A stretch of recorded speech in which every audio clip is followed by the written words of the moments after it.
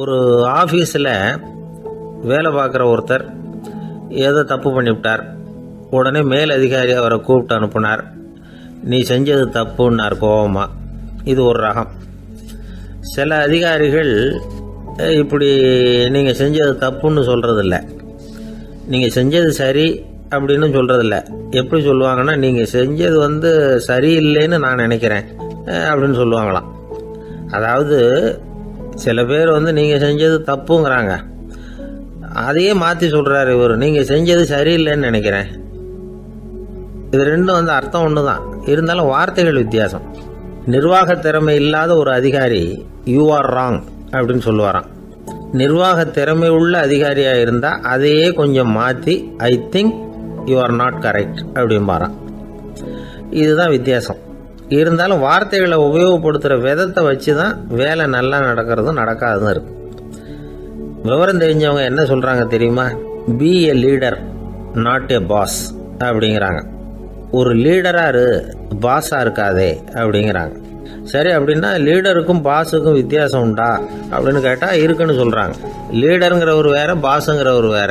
ஒரு லீடர் எப்படி நடந்துக்குவார், ஒரு பாஸ் எப்படி நடந்துக்குவார், இதை முதல்ல நாம் தெரிஞ்சுக்கணும். அவங்க எப்படி நடந்துக்குவாங்க அப்படிங்கிறதுக்கு சில விவரங்கள் இருக்குது. அதை கேட்டோம்னா நாம் புரிஞ்சுக்கலாம் அதை. அதாவது பாஸுங்கிறவர் விரட்டிக்கிட்டே இருப்பார், லீடருங்கிறவர் ஊக்கப்படுத்திக்கிட்டே இருப்பார். நாளைக்கு சாயந்தரத்துக்குள்ளே அந்த வேலையை செஞ்சு முடிக்கலைன்னா தொலைச்சி விடுவோம் தொலைச்சி அப்படிம்பார் அவர். இவர் எப்படி சொல்லுவார்னா, இது வரைக்கும் நீங்கள் செஞ்சுருக்கிற வேலை ரொம்ப அற்புதம் அப்படிம்பார். பாஸுங்கிறவர் அதிகாரத்தை நம்பி செயல்படுறவர், லீடருங்கிறவர் நல்லெண்ணத்தை நம்பி செயல்படுறவர். நம்மக்கிட்ட அதிகாரம் இருக்குது, பவர் இருக்குது, அதனால் காரியத்தை சாதிச்சுடலாம் அப்படின்னு நினைக்கிறவர் அவர். மற்றவங்க கிட்ட ஒரு நல்ல அபிப்பிராயத்தை சம்பாதிச்சுக்கிட்டு அது மூலமாக காரியங்களை சாதிக்கிறவர் இவர். பாஸுங்கிறவர் பயத்தை உண்டு பண்ணுவார், லீடருங்கிறவர் அன்பை பரவ செய்வார். அதை செய்யலைன்னா ஆடிட்டில் தகராறாயிடும், இது செய்யலைன்னா இன்க்ரிமெண்ட்டு கட் ஆகிடும், இப்படி ஏதாவது சொல்லி பயமுறுத்திக்கிட்டே இருப்பார் அவர். இவர் அப்படி இல்லை. உடம்பு எப்படி இருக்குது, வீட்டில் எல்லோரும் சௌக்கியமாக இருக்கிறாங்களா, ஆஃபீஸில் எல்லாம் வசதியாக இருக்குதா, நான் ஏதாவது உதவி செய்யணுமா அப்படின்னு அன்புக்கு முக்கியத்துவம் கொடுப்பார். பாஸுங்கிறவர் எதுக்கெடுத்தாலும் நான் சொல்லிகிட்டு இருப்பார், லீடருங்கிறவர் நாமன்னு சொல்லிகிட்டு இருப்பார். பாஸுங்கிறவர் தப்புக்கு காரணம் யாருன்னு பார்ப்பார், லீடருங்கிறவர் தப்பு என்னன்னு பார்ப்பார். இதுதான் ரெண்டு பேருக்கு வித்தியாசம். The boss shows who is wrong, the leader shows what is wrong அப்படின்னு சொல்லுவாங்க. இந்த காரியம் எப்படி செய்யப்பட்டிருக்கு அப்படின்னு தெரிஞ்சுக்கிறவர் பாஸ். இந்த காரியத்தை எப்படி செய்யணும்னு செஞ்சு காட்டுறவர் லீடர். பாஸுங்கிறவர் பணியாளர்களை திட்டுவார், லீடர் மரியாதைக்குரியவராக நடத்துவார், அதுக்குரியவராக அவர் நடந்துக்குவார். செய்கிற வேலையை ஒரு சுமையாக நினைக்க வைக்கிறவர் பாஸ், செய்கிற வேலையை ஒரு சந்தோஷமாக ஆக்குறவர் லீடர். ஒரு முதலாளியாக இருக்கிறவர் அல்லது ஒரு நிர்வாகியாக இருக்கிறவர் இது மாதிரியான நுணுக்கங்களை எல்லாம் தெரிஞ்சு வச்சுக்கிறது நல்லது. ஒரு பாஸ் இருக்கார், அவர் ஒரு நாள் ரொம்ப பெருமையாக தன்னோட ஆஃபீஸை பற்றி பேசிக்கிட்டு இருந்தார். எனக்கு கீழே 200 பேர் வேலை செய்கிறாங்க சார், நான் ஒரு கோடு கிழிச்சா அவங்க அதை தாண்டாத அளவுக்கு நான் நடந்துக்கிறேன் சார் அப்படின்னார் அவர். அது எப்படி முடியுது உங்களால் அப்படின்னு கேட்டோம். நான் கோடே கிழிக்கிறதில்ல சார் அப்படின்னார். அது ஒரு புகைவண்டி நிலையம். அங்கே ஒருத்தர் காலார நடந்து வந்துக்கிட்டு இருந்தார். அவர் தன்னுடைய வீட்டில் உட்காந்து ரொம்ப நேரம் எழுதுவார். எழுதுகிற நேரம் போக மற்ற நேரங்களில் தம்முடைய சொந்த வயல்களில் வேலை பார்ப்பார். அது முடிஞ்சதை என்ன பண்ணுவார்னா, பக்கத்தில் இருக்கிற புகைவண்டி நிலையத்துக்கு போவார். அங்கே கொஞ்சம் நேரம் அப்படியே காலார நடந்து வருவார். இது அவருடைய அன்றாட வழக்கம். அன்னைக்கு அது மாதிரி தான் அவர் நடந்து வந்துக்கிட்டு இருக்கிறார்.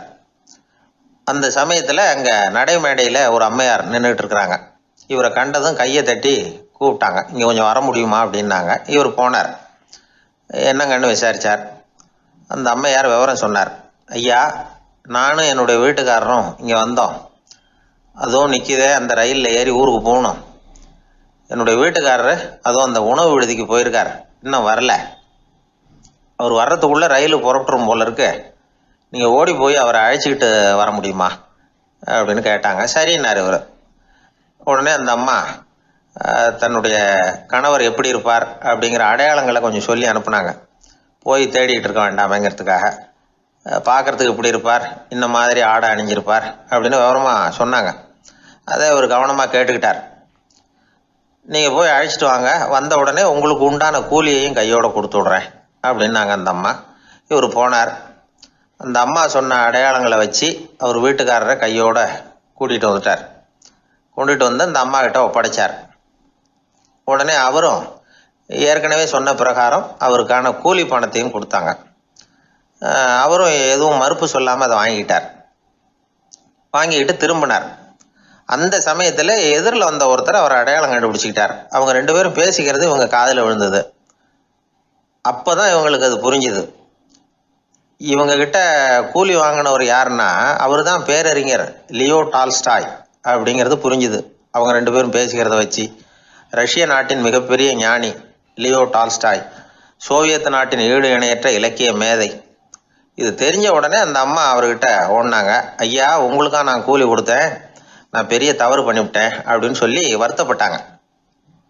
பரவாயில்ல, ஆனால் நீங்கள் எனக்கு கொடுத்த கூலி பணத்தை நான் திருப்பி கொடுக்க மாட்டேன். ஏன் தெரியுமா?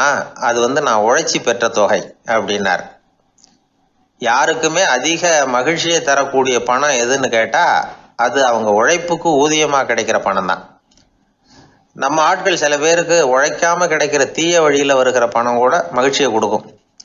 ஒரு பெரிய தொழிற்சாலை, அதோட முதலாளி கடுமையான ஒரு கட்டுப்பாடு விதிச்சிருந்தார். அது என்ன கட்டுப்பாடுன்னா, இந்த தொழிற்சாலைக்கு உள்ள யாரும் சிகரெட்டு பிடிக்கக்கூடாது அப்படிங்கிறது தான். ஒரு நாள் இந்த முதலாளி தன்னுடைய தொழிற்சாலையை சுற்றி பார்த்துக்கிட்டு வரார். அப்போ ஒரு இளைஞன் உள்ள சிகரெட்டு பிடிச்சிக்கிட்டு இருந்தான். அதை பார்த்து விடுறார். அவ்வளவுதான், அவருக்கு கோபம் வந்துட்டுது. உடனே உதவியாளரை கூப்பிட்டார்.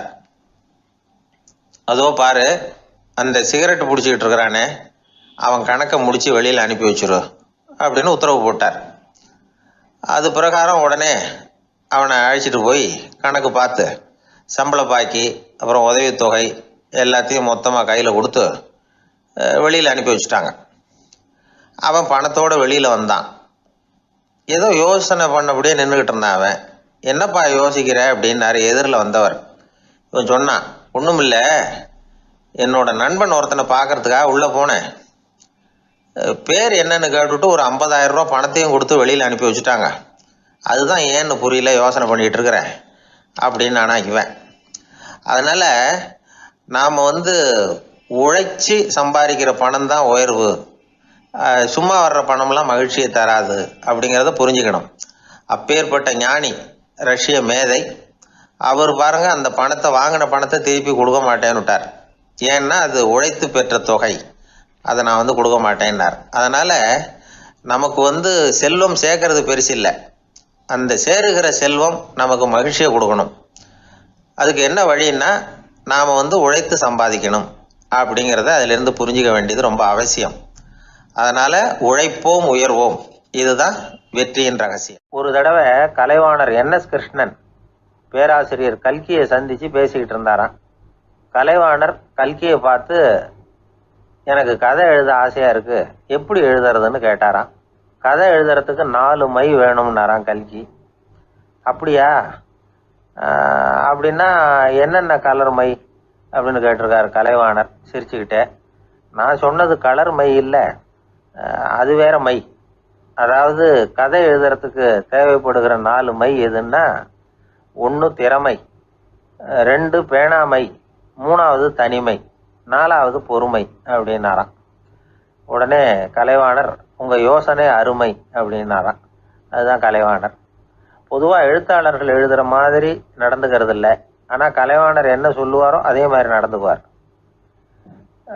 எல்லாருக்கும் எல்லாம் கிடைக்கணுங்கிற கருத்தை சினிமா படங்களில் வலியுறுத்துவார். அதே மாதிரி நடைமுறை வாழ்க்கையிலேயே எல்லாருக்கும் எல்லாமும் கொடுப்பார்.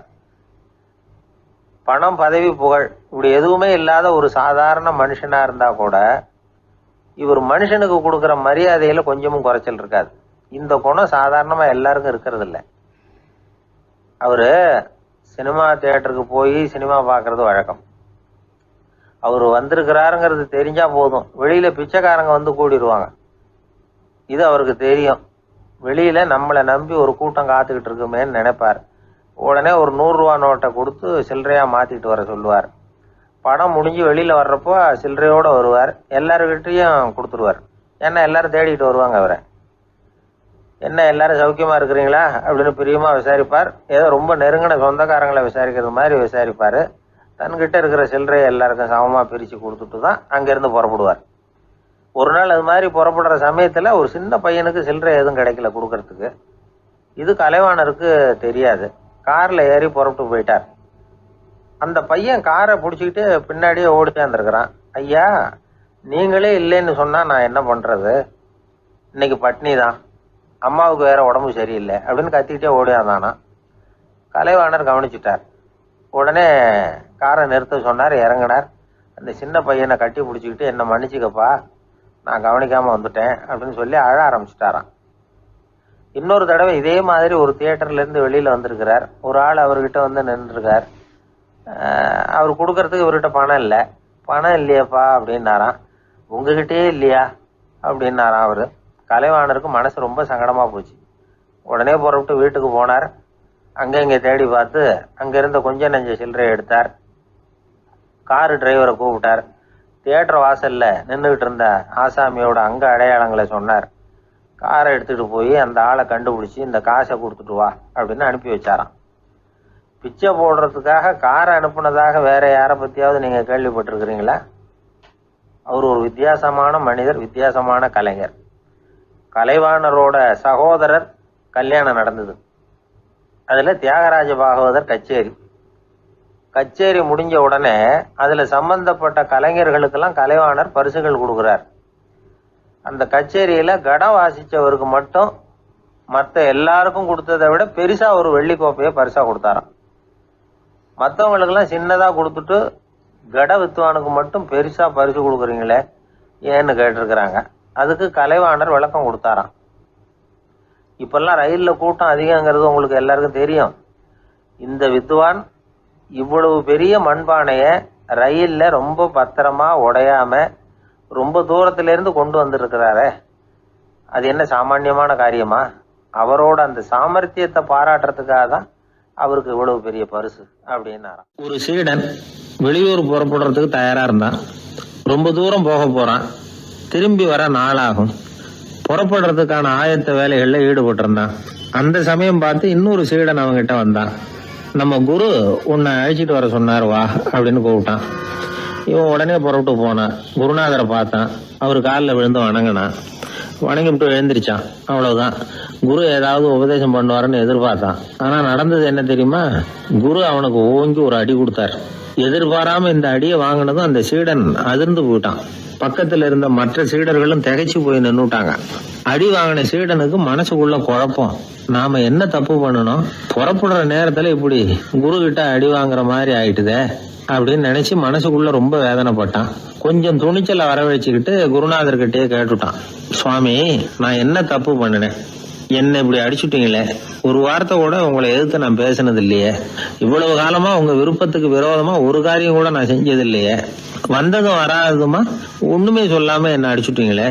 குருவே, நான் செஞ்ச குற்றம் தான் என்ன அப்படின்னு கண்ணீரோட பரிதாபமா கேட்டானா அந்த சீடன். ஆனா அந்த குரு முகத்துல கொஞ்சம் கூட கோபம் இல்லை. அவர் சிரிச்சுக்கிட்டே நின்றுகிட்டு இருந்தாராம். அதுக்கப்புறம் சொன்னாராம், என்னுடைய அருமை சீடனே, நீ ஒரு தவறும் பண்ணல. நான் உன்னை அடிச்சது நீ ஏதோ தப்பு பண்ணிவிட்டேங்கிறதுக்காக இல்ல. நீண்ட பயணம் போக போறேன். ஞாபகமா ஏதாவது கொடுத்து அனுப்ப வேணாமா? நீ ஞானம் பெற்ற பிறகுதான் திரும்பி வர போறேங்கிறது எனக்கு தெரியும். அதுக்கு பிறகு உன்னை வந்து அடிக்க முடியுமா? அதனால இப்ப கிடைச்சிருக்கிற இந்த வாய்ப்பை பயன்படுத்திக்கிட்டேன். அப்போதைக்கு இப்பவே அடிச்சுட்டேன், அவ்வளவுதான், வேற ஒண்ணும் இல்லை அப்படின்னாராம். குரு சிரிச்சுக்கிட்டே இப்படி சொல்றார். இருந்தாலும் இதுவும் ஒரு உபதேசம் தான். அதிர்ச்சிகளால விழிப்படைய வைக்கிறதும் ஒரு வழிதான். இது ஜென் வழி. பெரும்பாலும் அதிர்ச்சியின் மூலமாகவே ஞான தரிசனத்தை அருள்கிறவர்கள் தான் ஜென் குருமார்கள். நம்ம தியானம் தான் ஜென். இந்தியாவிலிருந்து சீனாவுக்கு போய் கொஞ்சம் பேர் மாறி வளம் பெற்று ஜப்பான்ல ஜென் ஆகி வளர்ந்துருக்குது, அவ்வளவுதான். ஜென்கிறது தியானம். எதை நினைச்சும் தியானிக்கிறது இல்ல, எல்லாத்திலையும் தியானம் இருக்கிறதா சொல்லுது ஜென். பேசுறது, இருக்கிறது, நடக்கிறது, சாப்பிடுறது, சிரிக்கிறது, தூங்குறது, தொழில் செய்யறது அல்லது சும்மா இருக்கிறது எல்லாமே தியானம் தான். ஜென்கிறது ஒரு சுய தரிசனம். தன்னைத்தானே அடையாளம் கண்டுகொள்கிறது தான் அது. இல்லாத எதையும் தேடி கண்டுபிடிக்கிறது இல்லை. சென் மார்க்கத்தை பத்தி ஓஷோ என்ன சொல்றாரு தெரியுமா? காணாமல் போன தன்னுடைய மூக்கு கண்ணாடி தன்னுடைய மூக்கின் மேல் இருப்பதை கண்டுகொள்வது போன்றது சென் அப்படிங்கிறார். நம்மால் இன்னொருத்தர் முகத்தை ரொம்ப நேரமா உத்து பார்த்துக்கிட்டு இருந்தார். என்ன பாக்குறீங்கன்னாரு அவரு. நீங்க போட்டிருக்கீங்களே மூக்கு கண்ணாடி, அதை தான் பாக்குறேன்னாரு இவரு. நீங்க அப்படி பாக்குறதுக்கு விசேஷ காரணம் ஏதாவது உண்டான்னு கேட்டார் இவர். உண்டுன்னார். என்னன்னு கேட்டார்.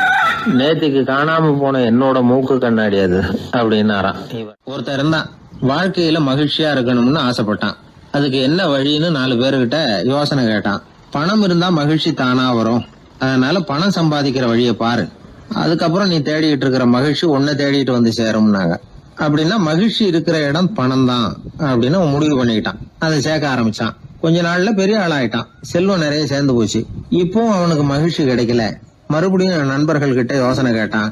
பணம் சேர்த்தா மட்டும் இன்பம் வந்துடாது, அதை செலவு பண்ணு, பணம் மூலமா இன்பத்தை தேடு, கிடைக்கும் அப்படின்னு யோசனை சொன்னாங்க. உடனே அந்த பணத்தை எடுத்துக்கிட்டு ஊர் பூரா சுத்தினான். வெளிநாடுகள்லாம் போனான், சுத்தி பார்த்தான். அப்புறம் அவனுக்கு விருப்பமானதையெல்லாம் வாங்கி சாப்பிட்டு பார்த்தான். மது, போதை பழக்கம், இப்படி எதுலயும் ஈடுபட்டு பார்த்தான். கல்யாணம் பண்ணிக்கிட்டான், குடும்பம் நடத்தினான். எப்படி இருந்தாலும் அவன் எதிர்பார்க்கிற மகிழ்ச்சி அவனுக்கு கிடைக்கல. அதனால மகிழ்ச்சிங்கிறது எங்க இருக்குங்கிற ரகசியத்தை அவனால கண்டுபிடிக்கவே முடியல. கடைசியா ஒரு பெரியவர்கிட்ட யோசனை கேட்டான். அவர் சொன்னார், இல்லறத்திலேயும் உனக்கு மகிழ்ச்சி கிடைக்கலன்னா உனக்கு துறவரத்துலதான் அது கிடைக்கும்னு நினைக்கிறேன். சரி, அதையும் தான் முயற்சி பண்ணி பாப்போமே அப்படின்னு அவன் முடிவு பண்ணிக்கிட்டான். துறவரம்னா சும்மாவா? எல்லாத்துக்கும் அவன் துணிஞ்சுட்டான். வீட்டுல இருந்த நகை, பணம், பவுனு, வைரம், வைடூரியம் எல்லாத்தையும் ஒரு மூட்டையா கட்டி எடுத்துக்கிட்டான். ஒரு யோகியை தேடிட்டு போனான். அவர் காலடியில கொண்டுட்டு போய் வச்சான். அவர் நிமிர்ந்து பார்த்தார். என்ன இதெல்லாம்னார். இதெல்லாம் இனிமே எனக்கு தேவையில்லைன்னா. சரி, அப்படின்னா உனக்கு என்னதான் தேவைன்னார். எனக்கு மகிழ்ச்சி தேவை, மன அமைதி தேவைன்னா. அந்த யோகி தன்னுடைய காலடியில் இருந்த மூட்டையை பிரிச்சு பார்த்தார். உள்ள தங்கம், வைரம், நகை, பணம் எல்லாம் இருக்கு. அவ்வளவுதான். அவசரமா அதை சுருட்டி எடுத்துக்கிட்டார். தலையில வச்சுட்டு ஒரே ஓட்டமா ஓட ஆரம்பிச்சுட்டார். இவனுக்கு அதிர்ச்சியா போட்டுது. அடடா, இந்த ஆளு போலி ஆசாமி போல இருக்க, ஏமாந்துட்டோமே அப்படின்னு நினைச்சான். வருத்தப்பட்டான். அந்த துக்கம் ஆத்திரமா மாறிச்சு. உடனே அந்த யோகியை துரத்த ஆரம்பிச்சான். அவரு ஒரே ஓட்டமா ஓடுறார். சந்து பூந்தெல்லாம் நுழைஞ்சு ஓடுறார். இவனும் விடாம துரத்துறான். கடைசியா அந்த யோகி மூச்சு இறக்க இறக்க ஒரு இடத்துல வந்து நின்னார். அது எந்த இடம்னா அவர் புறப்பட்ட இடம். எங்க இருந்து ஓட ஆரம்பிச்சாரோ அங்கேயே வந்து நின்னார். துரத்திட்டு வந்தவனும் ஓடி வந்து நின்னான். இப்ப அந்த யோகி சொன்னார், என்னப்பா பயந்துட்டியா? இந்தா உன்னோட செல்வம், நீயே வச்சுக்கோ அப்படின்னு சொல்லி மூட்டையை திருப்பி கொடுத்தார். கைவிட்டு போன தங்கமும், வைரமும், பணமும் திரும்ப கிடைச்சிட்டுதுங்கிறதுல அவனுக்கு ஏகப்பட்ட மகிழ்ச்சி. இப்போ மறுபடியும் அந்த யோகி சொல்றார், நீ வர்றதுக்கு முன்னாடி கூட இந்த தங்கமும் வைரமும் உங்ககிட்டதான் இருந்தது. ஆனா அப்போ உனக்கு மகிழ்ச்சி இல்ல. இப்போ உங்ககிட்ட இருக்கிறதும் அதே தங்கமும் வைரமும் தான். ஆனா இப்போ உன் மனசுல மகிழ்ச்சி இருக்கு. இதுல இருந்து என்ன தெரியுது? மகிழ்ச்சிங்கிறது வெளியில இல்ல, உள்ள இருக்கு. அது நம்ம மனசுல இருக்கு. இதை நல்லா புரிஞ்சுக்கணும். தங்கத்தையும் வைரத்தையும் மூட்டை கட்டி தலையில வச்சுக்கிட்டு அலைஞ்சானே, அவன் மாதிரிதான் நம்மள பல பேருக்கும் மகிழ்ச்சி எங்க இருக்குங்கிற உண்மை புரியறது இல்ல. அதனாலதான் பல சமயங்கள்ல நாம மகிழ்ச்சிக்காக அடுத்தவங்களை சார்ந்து இருக்கிறோம். நமக்கு வேண்டியப்பட்ட ஒருத்தன் பணம், நகை எல்லாத்தையும் ஒரு மூட்டையா கட்டி எடுத்துக்கிட்டு ஒருத்தர் காலடியில வச்சான். இது எனக்கு தேவையில்லைன்னா. உனக்கு என்னதான் தேவைன்னார் அவர். எனக்கு மன அமைதி தேவைன்னா. உனக்கு மன அமைதி தேவைப்படுகிற அளவுக்கு இப்ப என்ன ஆயிட்டுதுன்னார் அவர். வேற ஒண்ணும் இல்ல, இந்த பணத்தையும் நகையையும் நான் யாரு வீட்டுல எடுத்தனோ அந்த வீட்டுக்காரங்க இப்ப என் பின்னாடி துரத்திட்டு வந்துட்டு இருக்கிறாங்க, அவ்வளவுதான் அப்படின்னு நானா. மகிழ்ச்சியை தேடுகிறவர்கள் இந்த உலகத்துல அதிகம். அது எங்க இருக்குன்னு புரிந்து கொண்டவர்கள் ரொம்ப குறைவு. எது உண்மையான மகிழ்ச்சி அப்படிங்கறத புரிஞ்சுக்கிட்டு அதுக்கு தகுந்த மாதிரி நம்முடைய வாழ்க்கையை அமைச்சுக்கணும். ஒரு ஆள் இருந்தார். அவரு தன்னை ஒரு குருன்னு சொல்லிக்கிட்டார். மௌன குரு, வாயே திறக்கிறது இல்லை. அவருக்கு 2 சீடர்கள் உண்டு. இவங்க தான் வர்றவங்க கிட்ட பேசுவாங்க, விளக்கம் கொடுப்பாங்க. ஒரு நாள் இந்த சீடர்கள் 2 பேரும் எங்கேயோ வெளியில் போயிட்டாங்க. அந்த நேரம் பார்த்து ஒருத்தர் அங்கே வந்தார். குரு கிட்ட போனார். குருவே, புத்தர்னா என்னன்னு கேட்டார். குருவுக்கு ஒன்றும் புரியல. அவர் உண்மையான குருவாக இருந்தாவில் புரியும். அவர் திருன்னு முழிக்க ஆரம்பிச்சிட்டார். இந்த நேரம் பார்த்து இந்த சீடர்கள் எங்கேயோ போயிட்டாங்களே, என்ன பண்ணுறது, உதவிக்கு யாராவது கிடைக்க மாட்டாங்களா அப்படின்னு அப்படியே சுற்றி பார்க்குறார். அங்கங்கே பார்க்குறார். வந்தவர் இதை கவனிச்சார். ஏதோ புரிஞ்சுக்கிட்ட ஒரு மாதிரி அடுத்த கேள்வி கேட்டார். தர்மம்னா என்ன சுவாமின்னார். குருவுக்கு ரொம்ப சங்கடமாக போச்சு. நம்ம நிலைமை இப்படி ஆகிட்டுதே, இக்கட்டில் மாட்டிக்கிட்டோமே அப்படின்னு நினச்சபடியே விட்டத்தை பார்த்தார். அப்புறம் குனிஞ்சு தரையை பார்த்தார். அப்படியே உட்காந்துக்கிட்டார். வந்தவர் உடனே அடுத்த கேள்விக்கு போயிட்டார். தியானம்னா என்ன சுவாமின்னார். பாவம் என்ன பண்ணுவார் அந்த குரு, பேசாமல் கண்ணை கெட்டியாக மூடிக்கிட்டார். இது ஏதடா வம்பா போச்சுன்னு. இவர் இப்படி பண்ணால் கூட வந்தவர் சளைக்கல. இன்னொரு கேள்வியும் கேட்டார். ஆசீர்வாதம்னா என்ன அப்படின்னார். இவர் பார்த்தார், இப்படியே போனால் இவர் கேள்வி கேட்குறத நிறுத்த மாட்டார் அப்படின்னு நினச்சிக்கிட்டு எனக்கு ஒன்றுமே தெரியாதுங்கிற பாவனையில் 2 கையையும் விரித்து காட்டினார். வந்தவர் முகத்தில் மகிழ்ச்சி, மன நிறைவு, ஏதோ எல்லாம் புரிஞ்சுக்கிட்ட ஒரு மாதிரி அங்கேருந்து புறப்பட்டு போனார். வழியில் அந்த குருவோட சீடர்கள் 2 பேரையும் சந்தித்தார். உங்கள் குருவை தான் பார்த்துட்டு வரேன்னார் இவர். என்ன நடந்ததுன்னு கேட்டாங்க. இவர் விவரமாக சொல்கிறார். உங்கள் குரு எவ்வளவு பெரிய ஞானி தெரியுமா? புத்தர்னா என்னன்னு கேட்டேன். அதுக்கு அவர் அப்படியும் இப்படியும் பார்த்தார். அதுக்கு என்ன அர்த்தம் தெரியுமா? மக்கள் புத்தரை அங்கேயும் இங்கேயும் தேடுறாங்க. உண்மையில் அவர் அங்கேயும் இங்கேயும் தேடி கண்டுபிடிக்க முடியாது அப்படிங்கிறத அவர் செய்கை மூலம் உணர்த்தினார். அதுக்கப்புறம் தர்மம்னா என்னன்னு கேட்டேன். அவர் மேலேயும் கீழையும் பார்த்து தர்மம் சமமானது, அதில் உயர்வு தாழ்வு இல்லைங்கிறத உணர்த்தினார். அதுக்கப்புறம் தியானம்னா என்னன்னு கேட்டேன். கண்ணை மூடிக்கிட்டார். கண்ணை மூடி காணுகிற அற்புதம் அது அப்படிங்கிறத புரிஞ்சுக்கிட்டேன். கடைசியாக ஆசீர்வதிக்கப்படுறது பற்றி கேட்டேன். கைகளை நீட்டி உதவுறது தான் அது அப்படிங்கிறத தன்னுடைய இருகை விரித்து உணர்த்தினார். எவ்வளவு பெரிய மகான் அவர் அப்படின்னு சொல்லிவிட்டு அவர் பாட்டு போயிட்டார். சீடர்கள் அதுக்கப்புறம் மெதுவாக குருக்கிட்ட சேர்ந்தாங்க. அவங்கள பார்த்ததும் குருவுக்கு கோபம் வந்துட்டுது. அடே பாவிகளா, எங்கடா போய் தொலைஞ்சிங்க? நான் ஒரு ஆளுகிட்ட மாட்டிக்கிட்டு என்ன பாடுபட்டிருக்கேன்னு தெரியுமான்னார். இது மாதிரி தான் நாம் சாதாரண மனிதர்களின் புற வேடங்களிலேயே மயங்கி போயிடுறோம். அவங்க பேச்சு, செய்கை, பார்வை இதிலெல்லாம் ஏதோ பெரிய தத்துவம் இருக்கிறதாக நினச்சிக்கிறோம். உண்மையிலேயே அந்த தத்துவங்கள் யாருக்கு சொந்தம்? அவங்களுக்கு இல்லை, நமக்கு தான் சொந்தம். நாம் தானே அதை கற்பிச்சுக்கிட்டோம். நம்மை நாம் அடையாளம் கண்டுக்கிறது இல்லை. நாம் யாருங்கிறது நமக்கு புரியறதில்ல. அதுதான் இன்றைக்கி நடக்கிறது. அதனால தான் அடுத்தவங்களை தேடி ஓடிக்கிட்டு இருக்கிறோம். சில வீடுகளில் கூட இது மாதிரி சைகைகள் உண்டு. சில குடும்ப தலைவர்கள் தினமும் காலையில் கண்ணை கெட்டியாக மூடிக்கிட்டு கை 2ஐயும் சுத்தமாக விரித்து வச்சுக்கிட்டே உட்காந்து தியானம் பண்ணுறது வழக்கம். எதுக்காக அப்படி பண்ணுறீங்கன்னு ஒருத்தரை பார்த்து கேட்டேன். இந்த மாதம் வாங்கின சம்பளம் பூரா தீர்ந்து போச்சு. இனிமேல் என் கையில் சுத்தமாக ஒன்றும் இல்லை. புதுசாக எதுவும் செலவு வச்சுடாதே அப்படிங்கிறத அப்படி உள்ளங்கை 2ஐயும் விரித்து காட்டி அவங்களுக்கு உணர்த்துறேன் அப்படின்னார். கணவன் மனைவி அன்பாக இருக்கணும். ஒருத்தர் நல்லா புரிஞ்சுக்கணும். விட்டு கொடுக்குற மனப்பான்மை வேணும். அதுதான் ஒரு நல்ல குடும்பம். இன்றைக்கி பல குடும்பங்களில் அர்த்தமில்லாத சண்டைகள் தான் அதிகம். கிராமப்புறங்களில் வேடிக்கையாக ஒரு கதை சொல்லுவாங்க. ஒரு ஊரில் ஒரு ஆள் இருந்தான். வேலை வெட்டி இல்லாமல் சும்மாவே இருந்தான். அவனுக்கு கல்யாணம் பண்ணி வச்சாங்களாம். மனைவி சேர்ந்தா. சும்மாவே உட்காந்துருக்கிறியே, ஏதாவது சம்பாதிக்கிற வழியை பாரு அப்படின்ட்டு இருக்கா. அதுக்கு தான் யோசனை பண்ணிகிட்டு இருக்கிறேன். ஒரு அருமையான ஐடியா அப்படின்னு நானா. என்ன அது சொல்லு அப்படின்ட்டுருக்கா. அவ ஒரு ஆட்டுக்குட்டி வாங்க போகிறேன்னு இருக்கான். அதை வாங்கி என்ன பண்ண போகிறேன்னா, அந்த குட்டி வளரும், பெருசாகும், அதுக்கப்புறம் அது நிறைய குட்டி போடும் அப்படின்ட்டுருக்கான். சரி, அப்புறம் என்ன, அதையெல்லாம் சந்தையில் கொண்டுட்டு போய் விற்றுவிட்டு அந்த காசுக்கு ஒரு எருவு மாடு வாங்கலாம். சரி, அது எதுக்கு? எருவு மாடு நிறைய பால் கொடுக்கும். அதை கொண்டுகிட்டு போய் பால் பண்ணையில் கொடுப்பேன், அல்லது நானே விற்றுருவேன். கை நிறைய காசு கிடைக்கும். அதுக்கப்புறம் ஒரு பசுமாடு வாங்குவேன். பாலையும் விற்கலாம், நாமளும் காய் போட்டு சாப்பிட்லாம். இப்படிலாம் சொல்லியிருக்கான். அப்போ அந்த பொண்ணு சொல்லிச்சான், அடுத்த தெருவில் இருக்கிற எங்கள் அம்மா வீட்டுக்கும் கொஞ்சம் பால் கொடுத்து அனுப்பலாம் அப்படின்ட்டுருக்கா அந்த பொண்ணு. இந்த இடத்துல கணவனுக்கு கோவம் வந்துட்டுது. அது எப்படி உங்கள் அம்மா வீட்டுக்கு எதுக்கு கொடுக்கணும்? அதெல்லாம் முடியாதுன்றிருக்கான். இந்த இடத்துல சண்டை ஆரம்பமாயிட்டுது. கொஞ்ச நேரத்தில் 2 பேரும் சத்தம் போட ஆரம்பிச்சிட்டாங்க. கடுமையான சண்டை நடக்கிறத பக்கத்து வீட்டுக்காரன் காதில் வாங்கினான். அவன் ஓடியாந்தான். அவனுக்கு தெரியும், வாங்காத மாட்டுக்காக இப்படி சண்டை போட்டுக்கிட்டு இருக்கிறாங்கங்கிறது அவனுக்கு புரியும். அவன் ஓடி சொன்னான், ஏண்டா உன்னோட பசுமாட்டை ஒழுங்காக கட்டி போடக்கூடாதான்ருக்கான். என்னடா சொல்கிறேன்னா, இவன் உன் மாடு என் தோட்டத்தில் மேய்ஞ்சுட்டுது, பயிரெலாம் நாசமாயிட்டுது, 10,000 ரூபா அளவுக்கு சேதம். அதை வாங்கிட்டு போகிறதுக்கு தான் வந்தேன், குடுறா 10,000 நானா. இவன் அரண்டு போயிட்டான். அப்புறம் சொன்னான், டே நான் இன்னும் மாடே வாங்கலையே, அதுக்குள்ளே அது எப்படிடா உன் தோட்டத்தில் மேயும்? என்னடா உளறேன்ருக்கான். நீ தாண்டா இப்போ உளறிக்கிட்டு இருக்க. மாடே வாங்கலை, அதுக்குள்ளே எப்படிடா உன்னுடைய மனைவி அவங்க அம்மா வீட்டுக்கு பால் கொடுத்து அனுப்ப முடியும் அப்படின்னு அவன் கேட்டானா. நம்ம ஆளுக்கு இப்போ தான் புத்தி வந்துதான். அர்த்தமே இல்லாத சண்டை போட்டுக்கிட்டு இருக்கிறோம் அப்படிங்கிறத அவன் புரிஞ்சுக்கிட்டானான். இது நம்ம முன்னோர்கள் சொல்லியிருக்கிற ஒரு கதை. சண்டையில் தான் அர்த்தம் இல்லையே தவிர கதையில் அர்த்தம் உண்டு. அதாவது இல்லாத விஷயங்களுக்காக சண்டை போட்டுக்கிட்டு இல்லறத்தை வீணாக்கிக்கிட்டு இருக்கிற மனிதர்கள் இன்றைக்கு நிறைய பேர் இருக்கிறாங்க. ஒருத்தன் தன்னுடைய மனைவியை பற்றி மாமனார்கிட்ட புகார் சொன்னானா, மாமா உங்கள் பொண்ணு அர்த்தமில்லாத சண்டை போடுறா, எதுக்கு எடுத்தாலும் எடுத்து எறிஞ்சு பேசுகிறா அப்படின்ட்டுருக்கான். நீ எப்படி மாப்பிள்ளை அதை சமாளிக்கிற அப்படின்னு கேட்டிருக்காரு அவரு.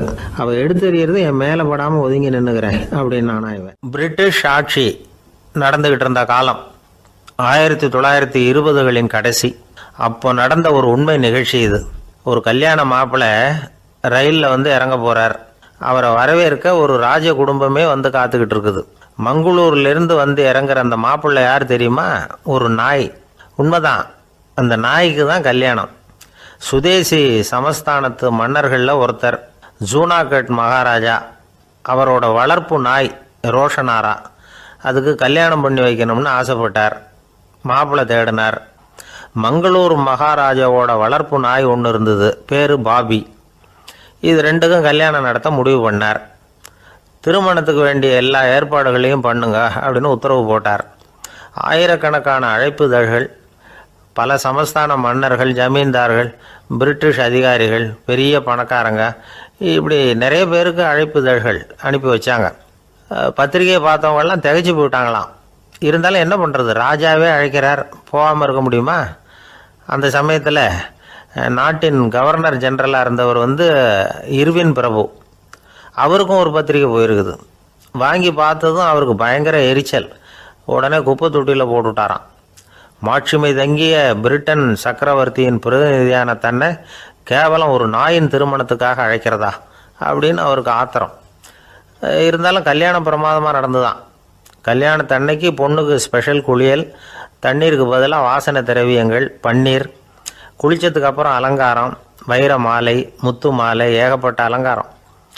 மாப்பிள்ளையை அழைக்கிறதுக்கு ரயில்வே ஸ்டேஷனில் ராஜ குடும்பமே காத்துக்கிட்டு இருக்குது. அவங்களோட வளர்ப்பு நாய்கள் 250. அத்தனை நாய்களுக்கும் பட்டு துணி போத்தி இருக்குது. முத்து வடங்கள் அணிவிச்சிருக்கிறாங்க. எல்லாம் ராஜ நாய்கள். அதுகளையும் வீதியில் நடக்க விடலையாம். அதுகளை சுமந்துக்கிட்டு போக அலங்கரிக்கப்பட்ட யானைகள் காத்துக்கிட்டு இருக்குதான். மாப்பிள்ளைக்கு வரவேற்பு எப்படி தெரியுமா? அது நடந்து வர்ற பாதை பூரா ரத்தன கம்பளம் விரிச்சிருக்குது. 2 பக்கமும் ராஜாங்க அதிகாரிகள் கைகட்டி நிற்கிறாங்க. அரசு படை வீரர்கள் அணிவகுப்பு மரியாதை செலுத்துகிறாங்க.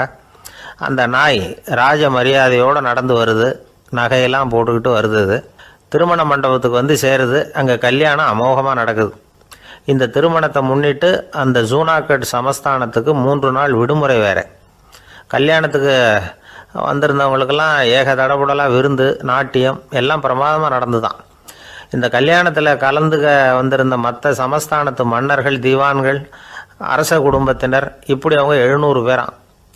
அவங்க போகிறதுக்காக விசேஷ ரயில்கள்லாம் வேற விட்டுருக்காங்க. கல்யாணம் முடிஞ்சதும் அந்த நாய் தம்பதிகளோட பெரிய பெரிய மன்னர்கள்லாம் ஒன்றா உட்காந்து சாப்பிட்டாங்களாம். ஏர் கண்டிஷன் அறையில் அந்த தம்பதிகள் கொஞ்ச காலம் வாழ்ந்துருக்கிறாங்க. கொஞ்ச நாளில் மாப்பிள்ளைக்கு மரியாதை குறைய ஆரம்பிச்சுட்டுது. வெளியில் துரத்தி விட்டாங்களாம். அந்த பெண் நாய் மட்டும் ராஜ போகங்களை அனுபவித்து வந்து தான். இந்த கல்யாணத்தை பார்த்துட்டு தொடர்ந்து மற்ற சமஸ்தானத்து மன்னர்களும் நாய் திருமணங்கள் நடத்த ஆரம்பிச்சுட்டாங்களாம். இது உண்மையில் நடந்திருக்குது. இப்படி அது இருக்கட்டும். இப்போ நம்ம கதைக்கு வருவோம். ஒரு ராஜாவுக்கு ரொம்ப நாள் கழித்து ஒரு குழந்தை பிறந்து தான். அரண்மனை ஜோசியரை கூப்பிட்டுருக்கார் ராஜா. ஜோசியரே, என் மகன் வருங்காலத்தில் சிறந்த வாள் வீரனாக வரணும்னு ஆசைப்படுறேன். வருவானாங்கிறத கொஞ்சம் பார்த்து சொல்லுங்களேன் அப்படின்னாராம். ஜோசியர் சொன்னார், மன்னா, உங்கள் புள்ள வாள் வீரனாக வர்றது கஷ்டம். ஆனால் அவரும் உங்களை மாதிரியே நாய்க்குட்டிகள் பேரில் பிரியமாக இருப்பார். அதுகளுக்கு கல்யாணமும் பண்ணி வைப்பார் அப்படின்னாராம். அது எப்படி கண்டுபிடிச்சிங்க அப்படின்னு கேட்டிருக்கார் ராஜா. அரசே, உங்கள் பிள்ளைக்கு வாள் மேலே உள்ள பிரியத்தை காட்டிலும் நாய் மேலே உள்ள பிரியம் அதிகங்கிறதுக்கான அறிகுறி இப்போவே தெரியுது. நல்லா கவனித்து பாருங்க. அவர் வாழ்னு கத்துறாரு அப்படின்னாரு. கவனித்து பார்த்துட்டு அப்படி எனக்கு காதில் விழலையே அப்படின்னாராம் மன்னர். அதனால தான் சொன்னேன், அவர் கத்துறது வாழ்னு கத்தலை, வள்ளுன்னு கத்திக்கிட்டு இருக்கார். அதனால தான் அப்படி சொன்னேன் அப்படின்னாராம் அரண்மனை ஜோசியர். 21ஆம் வருஷம் செப்டம்பர் மாதம் 22ஆம் தேதி மதுரை மேலமாசி வீதியில் உள்ள ஒரு வீடு. அங்கே அன்னைக்கு நடந்த ஒரு அற்புத நிகழ்ச்சி பின்னாடி உலக மக்களையெல்லாம் ஆச்சரியப்பட வச்சுது. இந்திய வரலாற்றிலேயே அது ஒரு முக்கியமான நிகழ்ச்சி. உலக மக்கள் கவனமெல்லாம் காந்திஜியின் பக்கம் திரும்புறதுக்கு காரணமாக இருந்த நிகழ்ச்சி அது. கதர் துணி பிரச்சாரத்துக்காக காந்திஜி மதுரைக்கு வந்திருந்தார். சென்னை துணி வணிகர் சங்கத்தின் துணைத் தலைவர் ஒருத்தர் இருந்தார், ராம்ஜி கல்யாண் சேட்ஜி. அவருடைய வீடு மதுரை மேலமாசி வீதியில் இருந்தது. அந்த வீட்டில் தான் காந்திஜி தங்கியிருந்தார். அப்போது வயலுக்கு போகிற உழவர்கள்லாம் சின்ன சின்ன துண்டை இடுப்பில் கட்டிக்கிட்டு கலப்பையை தூக்கிக்கிட்டு தெருவில் நடந்து போகிறத கவனித்தார். ஏற்கனவே சேலத்துக்கு தெற்க பல பகுதிகளில் ஆண்களும் பெண்களும் அறகுறை ஆடைகளோடு உழைச்சிக்கிட்டு இருக்கிறத கண்ணால் கண்டிருக்கிறார் அவர். இந்தியரின் சராசரி உடை இவ்வளவு தான் அப்படிங்கிறத புரிஞ்சுக்கிட்டார். மனசை என்னவோ பண்ணியிருக்குது. ராத்திரி பூரா அதை பற்றியே யோசனை. 22/9/21 வியாழக்கிழமை காலையில் காந்திஜி எழுந்திருக்கிறார். அவர் கூட தங்கியிருந்தவங்களையெல்லாம் பார்த்து சொன்னார், இன்னையிலேருந்து அறையில் முழு அகலத்துண்டு தான் கட்டுவேன். குளிர் அதிகமாக உள்ள காலங்களில் மட்டும் போர்வை ஒன்றும் உபயோகப்படுத்துவேன். மற்றபடி மேலங்கியோ குல்லாவோ எதுவும் போட்டுக்க மாட்டேன். தற்காலிகமாக இந்த ஏற்பாட்டை 1 மாதத்துக்கு ஏற்றுக்குவேன். அதுக்கு பிறகு உசிதம் போல் எண்ணி பார்த்து முடிவு பண்ணுவேன் அப்படின்னார். அவருடைய குரல் உறுதியாக இருந்துதான். உடனே செயலில் இறங்கினார். தம்முடைய 10 முழ வேட்டி, மேலங்கி, உள் சட்டை, குல்லா எல்லாத்தையும் களைஞ்சார். வேட்டியிலிருந்து ஒரு 4 முழ துணியை எடுத்துக்கிட்டார். இதுக்கு உதவி செஞ்சவர் அன்னைக்கு விருதுநகரில் பிரபல தொண்டராக இருந்த பழனிக்குமார பிள்ளை. வெட்டி எடுத்த துண்டை நீள வாக்கில் ரெட்டையாக மடித்தார். அதை இடுப்பில் துண்டு மாதிரி கட்டிக்கிட்டார். தலையில் சின்ன உச்சி குடுமி, அறையில் சின்ன துண்டு. அண்ணல் காந்தி ஆண்டி கோலத்தில் காட்சி அளிக்கிறார். கூட இருந்தவங்கள பார்த்து காரைக்குடிக்கு புறப்படலாமே அப்படின்னார். அவர் நண்பர்களும் சீடர்களும் திகைச்சு போய் நிற்கிறாங்க. இந்த விரதம் நிரந்தரமாக ஆகிடுமோங்கிற பயம் அவங்களுக்கு. எப்படியோ இந்த விவரம் ராஜாஜிக்கு அன்னைக்கு பிரபலமாக விளங்கின தேசபக்தர் டாக்டர் TSS ராஜனுக்கும் எட்டுச்சு. உடனே 2 பேரும் ஓடி வந்தாங்க. வேண்டாமே இந்த கோலம் அப்படின்னாங்க. காந்திஜி தன்னுடைய முடிவில் உறுதியாக இருந்தார். ராஜாஜி என்னென்னமோ வாதமெல்லாம் பண்ணி பார்த்தார். உங்களுடைய வாதத்துக்கு என்னால் பதில் சொல்ல முடியல, இருந்தாலும் நான் செய்கிறது தான் சரிங்கிறதுல எனக்கு சந்தேகம் இல்லை. இன்றைக்கி அதிகாலை 3 மணி இருக்கும். நான் ஓரளவு விழிச்சுக்கிட்டேன். அதாவது உறக்கமும் விழிப்புமாக இருந்த நிலையில் எனக்கு இந்த எண்ணம் உண்டாச்சு. இது என்னுடைய அந்தராத்மாவின் ஆணை, அதை என்னால் மீற முடியாது அப்படின்னு சொல்லிவிட்டாராம் காந்திஜி. கதர் பிரச்சாரத்துக்காக காரைக்குடிக்கு கிளம்பினார். வாசலில் 4 மோட்டார் வண்டிகள் காத்துக்கிட்டு இருந்தது. வீதியில் 2 பக்கமும் ஜனங்கள். காந்திஜி இடுப்பு துணியோடு மோட்டார் வண்டியில் ஏறினார். நண்பர்களும் சீடர்களும் மக்களும் உடல் சிலிர்க்க அந்த காட்சியை பார்க்குறாங்க. மோட்டார் வண்டி நகர ஆரம்பிக்குது. எப்பேற்பட்ட காட்சி அது! சுக்கநாத பெருமானியே கூலி ஆளாக்கிய மண், அப்படி ஆக்கி மண் சுமக்க வச்ச மதுரை இல்லையா, அந்த மதுரை தான் காந்திஜி துறவி கோலம் கொள்றதுக்கும் காரணமாக இருந்திருக்குது. இது இன்னைக்கு எத்தனை பேருக்கு தெரியும்? ஒரு தடவை காந்திஜி நேருவும் சுற்றுப்பயணம் செஞ்சாங்களாம். ஒரு இடத்துல நடந்து போயிட்டு இருக்கிறாங்க. குறுக்க ஒரு வாய்க்கால். நேரு என்ன பண்ணார் தெரியுமா? தன்னுடைய இளமை துடிப்பை காட்டுறதுக்காக கொஞ்சம் தூரம் பின்னாடி போய் அங்கேருந்து வேகமாக ஓடி வந்து அந்த வாய்க்காலை தாண்டினாராம். காந்திஜி அப்படி பண்ணலை. பக்கத்தில் இருந்த பாலம் வழியாக அந்த வாய்க்காலை கடந்து வந்தார். நேரு காந்திஜியை பார்த்து சிரிச்சுக்கிட்டே, என்ன மாதிரி நீங்களும் தாண்டி இருக்கலாமே அப்படின்னாராம். அதுக்கு காந்திஜி சிரிச்சுக்கிட்டே சொன்னாராம், 2 அடி முன்னேறதுக்காக 5 அடி பின்னாடி போகிறதா அப்படின்னாராம். பிள்ளைகளை பற்றி சொல்லுவாங்க. இப்போ ராமர் லட்சுமணர் கதை சொல்லுவாங்க. அதாவது ராமரும் பரதனும் பந்து விளையாடிக்கிட்டு இருந்தாங்களாம். சின்ன வயசில் பந்து விளையாடிட்டு இருந்தாங்களாம். உடனே ராமர் வந்தாராம். வந்து கோசலை அவங்க அம்மா கோசலை மடியில் சோர்ந்து போய் உட்காந்தாராம். சந்தோஷமாக வந்து உட்காந்துருக்காரு. அப்போ அந்த கோசலை அம்மா கேட்டாங்களாம், ஏன்ப்பா அப்படி இவ்வளவு சந்தோஷமாக இருக்கே, என்ன காரணம் அப்படின்னு கேட்டிருக்காரு. அப்படின்னு அந்த அம்மா கேட்டிருக்கு. ராமன் சொன்னான்னா, என் தம்பியோட நான் பந்து விளையாண்டுக்கிட்டு இருந்தேன். பரதன் அவன் ஜெயிச்சுட்டான், நான் தோத்துட்டேன். என்னை அவன் ஜெயிச்சுட்டான். அவனுடைய வெற்றி எனக்கு சந்தோஷமாக இருக்குது, தம்பியோட வெற்றி, அதனால் நான் சந்தோஷமாக இருக்கேன்னு சொல்லியிருக்கு. அந்த அம்மாவுக்கு ரொம்ப சந்தோஷம். தம்பி ஜெயிக்கிறாங்கிறத பற்றி அண்ணன் சந்தோஷப்படுறானே அப்படின்னு. கொஞ்ச நேரத்தில் பரதன் வந்திருக்கான். அவன் சோர்ந்து போய் கலங்கி போய் அதே அம்மா மடியில் உட்காந்துருக்கான். நீ ஏப்பா, நீ தான் ஜெயிச்சுட்டியாமே, நீ என்னத்துக்கு வருத்தப்பட்டுக்கிட்டு வர அப்படின்னு கேட்டிருக்கேன் அந்த அம்மா. அப்போ பரதன் சொன்னானா, நான் ஜெயிக்கணுங்கிறதுக்காக அண்ணன் விட்டு கொடுத்தாரு, தோத்துட்டாரு, அதனால் எனக்கு வருத்தமாக இருக்குது. உண்மையில் அவர் தான் ஜெயிச்சிருக்க வேண்டியது, எனக்காக விட்டு கொடுத்தாரு, அதனால் நான் வருத்தப்படுறேன்னா. அப்போ அந்த அம்மா சொல்லிச்சான், இப்படி தான் தம்பியினுடைய வெற்றி அண்ணனை சந்தோஷப்படுத்துது, அண்ணனுடைய தோல்வி தம்பியை வருத்தப்பட வைக்குது. இப்படி தான் இருக்கணும், அண்ணன் தம்பின்னா அப்படி தான் குடும்பத்தில் இருக்கணும்னு சொல்லி அந்த அம்மா சொன்னதாக சொல்லுவாங்க ராமாயண கதை. அதே போல் இப்போ இதில் வரும், நபிகள் நாயகத்தினுடைய பேரர்கள் பாத்திமாவனுடைய பிள்ளைகள் 2 பேர், ஹசன் ஹுசைன் 2 பேர் நபிகள் நாயகத்தினுடைய பேரன்மார்கள். அன்னை பாத்திமாவனுடைய குழந்தைகள். ஹசனும் ஹுசைனும் பேசிக்கிறதே இல்லையா கொஞ்ச நாள். இந்த அம்மாவுக்கு அதை பார்க்குறாங்க, ஏதோ அண்ணன் தம்பிக்குள்ளே ஏதோ தகராறு போல் இருக்கு, ஏன் பேசிக்க மாட்டேங்கிறாங்க அப்படின்னு சொல்லி அந்த பிள்ளைகளை கூப்பிட்டு வச்சு அந்த அம்மா புத்தி சொல்லிச்சான். இதை பாருப்பா, நீ அண்ணன் தம்பிக்குள்ளே இது மாதிரி இருக்கக்கூடாது. உங்கள் பாட்டனார் ஒரு புத்திமதி சொல்லியிருக்காரு, உனக்கு தெரியுமா? ஒரு முஸ்லீம் இன்னொரு முஸ்லீமோடு 3 நாட்களுக்கு மேல் பேசாமல் இருந்தால் அது அவனை கொலை செய்வதற்கு ஒப்பாகும் அப்படின்னு நபிகள் நாயகம் சொல்லியிருக்கார். தெரியுமா உனக்குன்னு அந்த அம்மா சொல்லிச்சான். அப்போ அந்த தம்பிக்காரர் சொன்னாராம், ஹுசைன் சொல்லியிருக்கார், அதுவும் எனக்கு தெரியும். அதே தாத்தா பாட்டனார் என்ன சொல்லியிருக்காருன்னா, அந்த 2 பேரில் யார் முதல்ல சலாம் சொல்கிறாங்களோ, யார் முதல்ல முன்னாடி பேசுகிறாங்களோ அவங்களுக்கு சொர்க்கம் கிடைக்கும், இறைவனுடைய ஆசி கிடைக்கும்னு சொல்லியிருக்கிறார். அந்த ஆசி அண்ணனுக்கு கிடைக்கட்டுமேங்கிறதுக்காக நான் பேசாமல் இருக்கிறேன் அப்படின்னா. அந்த ராமனும் பரதனும் எப்படி இருந்தாங்களோ அப்படி தான் ஹசனும் ஹுசைனும் இருந்திருக்கிறார்கள். அந்த பாசம்தான் குடும்பத்தில் வேணும். வாழ்க்கையே வெறுத்து போச்சு சார் அப்படின்னு சொல்லிட்டு வந்தான் ஒருத்தன். ஏன்பா அப்படி சொல்ற அப்படின்னு. நான் இந்த உலகத்துக்கு தேவையே இல்லை சார் அப்படின்னா. இந்த உலகத்துல தேவையில்லாம எதுவுமே இல்லையே என்ன நிமிர்ந்து பார்த்தான். இப்போ உன் உடம்புல இருக்கிற காலை மட்டும் எடுத்துருவோமா, அது உனக்கு தேவையில்லை அப்படின்னு. அது எப்படி, நடக்கிறதுக்கு அது வேணாமான்னா. சரி அதை விட்டுரு, கையை மட்டும் எடுத்துருவோம் அப்படின்னு. அப்புறம் சாப்பிடுறது எப்படின்னா. சரி அப்படின்னா இப்போ உன் உடம்புல தேவையில்லாம அனாவசியமா இருக்கிற ஒரு பகுதியை சொல்லு, அதை மட்டும் எடுத்துருவோம்னு. அவன் யோசனை பண்ண ஆரம்பிச்சான். அப்புறம் மெதுவா சொன்னான், எல்லாமே அவசியமா தான் தோணுது அப்படின்னு சொல்லி அவன் சொன்னான். நீ சொன்னதுக்கு அப்புறம் யோசனை பண்ணி பார்த்தா எல்லாமே அவசியம்னு எனக்கு தோணுதுன்னா. உனக்கு எல்லாமும் அவசியம், ஆனா நீ இந்த உலகத்துக்கு அவசியம் இல்லை, அப்படித்தானே? இப்பதான் அவன் குழம்ப ஆரம்பிச்சான். இன்னைக்கு பாருங்க, நிறைய இளைஞர்கள் இப்படிதான் தன்கிட்ட என்ன இருக்குங்கிறது தெரியாமலே தடுமாறிட்டு இருக்கிறாங்க. அவங்க யாருங்கிறது அவங்களுக்கு அடையாளம் தெரியறது இல்ல. விலங்குகள்லாம் பாருங்க, பறவைகள் மாதிரி விண்ணுல பறக்கணும் அப்படின்னு ஆசைப்படுறது இல்ல. ஒரு பசுமாடு பருந்து பறக்கிறத பார்த்துட்டு நாமளும் அது மாதிரி பறக்கணும் அப்படின்னு 4 காலையும் தூக்குறது இல்ல.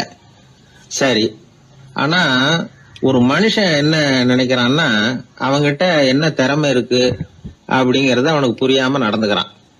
சரி, ஒரு மனுஷங்கிட்ட என்ன திறமை இருக்குங்கிறத எப்படி கண்டுபிடிக்கிறது? இந்த உலகத்துல இருக்கிற ஒவ்வொரு மனிதனுக்கும் ஒரு தனித்தன்மை உண்டு. அதாவது ஒருத்த மாதிரி இன்னொருத்த இருக்கிறது இல்ல. ஆனாலும் உளவியல் நிபுணர்கள் மனிதர்களின் குணாதிசயங்களை வச்சு அவங்கள 3 வகையா பிரிக்கிறாங்க. சில பேர் எப்படின்னா, தான் சம்பந்தப்பட்ட வேலையோட இருந்து விடுறது இல்ல. எதிர இருக்கிறவன் செய்யற வேலை, இன்னொரு பிரிவுல இருக்கிறவன் செய்யற வேலை எல்லாத்திலையும் தலையிடுவாங்க. மனோ தத்துவத்துல இதுக்கு டாமினன்ஸ்னு பேர். இப்படிப்பட்ட குணாதிசயம் உள்ளவங்க எதுக்கு பொருத்தம் தெரியுமா? ஒரு நிறுவனத்தை தலைமையேற்று நடத்துறது, நிர்வாக பொறுப்பு வகிக்கிறது, இது மாதிரி பணிகளுக்கெல்லாம் இவங்க ரொம்ப பொருத்தமா இருப்பாங்க. 2வது வகை மனிதர்கள் எப்படின்னா, இவங்க ரொம்ப இனிமையா பேசுவாங்க, திறமையா பேசுவாங்க, அடுத்தவங்களோட பேசுறதுக்கு ஆசைப்படுவாங்க. இப்படிப்பட்டவங்க எல்லாம் விற்பனை துறையில வேலை பார்க்கறதுக்கு ரொம்ப பொருத்தம். இதை தவிர 3வது வகை மனிதர்கள் உண்டு. அவங்க எப்படின்னா, இவங்களுக்கு பகுத்து உணரும் ஆற்றல் உண்டு, உறுதிப்பாடு உண்டு, அடுத்தவங்களோட அதிகம் பேச மாட்டாங்க. இன்னும் சொல்ல போனா 4 பேரோட பேசுறதே இவங்களுக்கு பிடிக்காது. செய்யற வேலையை நுணுக்கமா செய்வாங்க. எந்த பிரச்சனையா இருந்தாலும் சரி, அது சம்பந்தமா எல்லா விவரங்களையும் சேகரிப்பாங்க. இந்த வகை மனிதர்களுக்கு ஆராய்ச்சி வேலை, அக்கௌண்டன்ட் வேலை, இது மாதிரியான பொறுப்புகளை கொடுக்கலாம். ஒவ்வொரு மனிதனையுமே கொஞ்சம் கூர்ந்து கவனிச்சு பாருங்க. அவனுக்குள்ள இந்த 3 விதமான திறமைகளும் உண்டு. எது அதிகம் எது குறைவு அப்படிங்கறதுலதான் வித்தியாசம். நாம ஒவ்வொருத்தரும் கொஞ்சம் சுயமா சிந்திச்சு பார்க்கணும். நாம இந்த 3 வகையில எந்த வகை அப்படிங்கறத நாமளாதான் தேடி கண்டுபிடிக்கணும். இப்ப சொல்லப்பட்ட 3 குணங்களுமே ஆளுமை சம்பந்தப்பட்டது. இதுல ஒருத்தருடைய இயல்பு, திறமை இதெல்லாம் அடங்காது. இதெல்லாம் தனி. இதையெல்லாம் யார் நினைச்சாலும் முறையா பயிற்சிகள் மூலமா வளர்த்துக்கலாம். இப்ப திறமைய பயிற்சி மூலமா நம்ம வளர்த்துக்கலாம், இயல்பு இதையெல்லாம் வளர்த்துக்கலாம். முன்னாடி சொன்னது மாதிரி நாம எந்த வகையான ஆசாமிங்கிறத புரிஞ்சுக்கிட்டு அதுக்கு தகுந்த மாதிரி ஒரு வேலையை தேடிக்கிட்டோம்னா வாழ்க்கை நல்ல விதமா அமையும். அதுக்கப்புறம் நான் இந்த உலகத்துக்கு தேவையில்லை அப்படின்னு சொல்லிட்டு இருக்க வேண்டிய அவசியம் வராது. அதனால நம்முடைய குணம் என்ன, நாம எப்படிப்பட்டவர் அப்படிங்கறத அடிப்படையில தெரிஞ்சுக்கிட்டு அதுக்கு தகுந்த மாதிரி ஒரு தொழிலை வாழ்க்கையில தெரிஞ்சுக்கிறது, ஏற்றுக்கிறது நல்லது. இப்போ ஒரு அக்கௌண்டன்ட் வேலைக்கு இன்டர்வியூ நடந்தது. ஒருத்தர் வந்தார். அந்த நேர்காணல்ல அவர்கிட்ட ஒரு கேள்வி கேட்டாங்க. ஏன்னா அவர் வந்திருக்கிறது இந்த ரொம்ப கணக்கு சம்பந்தப்பட்ட வேலை, அக்கௌண்டன்ட் வேலை. அதனால இந்த நேர்காணல்ல அவர்கிட்ட கேட்டாங்க, 8, 3 இது 2 பெருக்குனா என்ன அப்படின்னு கேட்டாங்க. அவர் என்ன சொல்லிவிட்டார், 23ன்னு சொல்லிவிட்டார். 8 3 பெருக்குனா 24ன்னு சொல்லியிருக்கணும். ஏதோ அவசரத்துல 23ன்னு சொல்லிவிட்டார் பதில். சரி போன்னு சொல்லிவிட்டாங்க.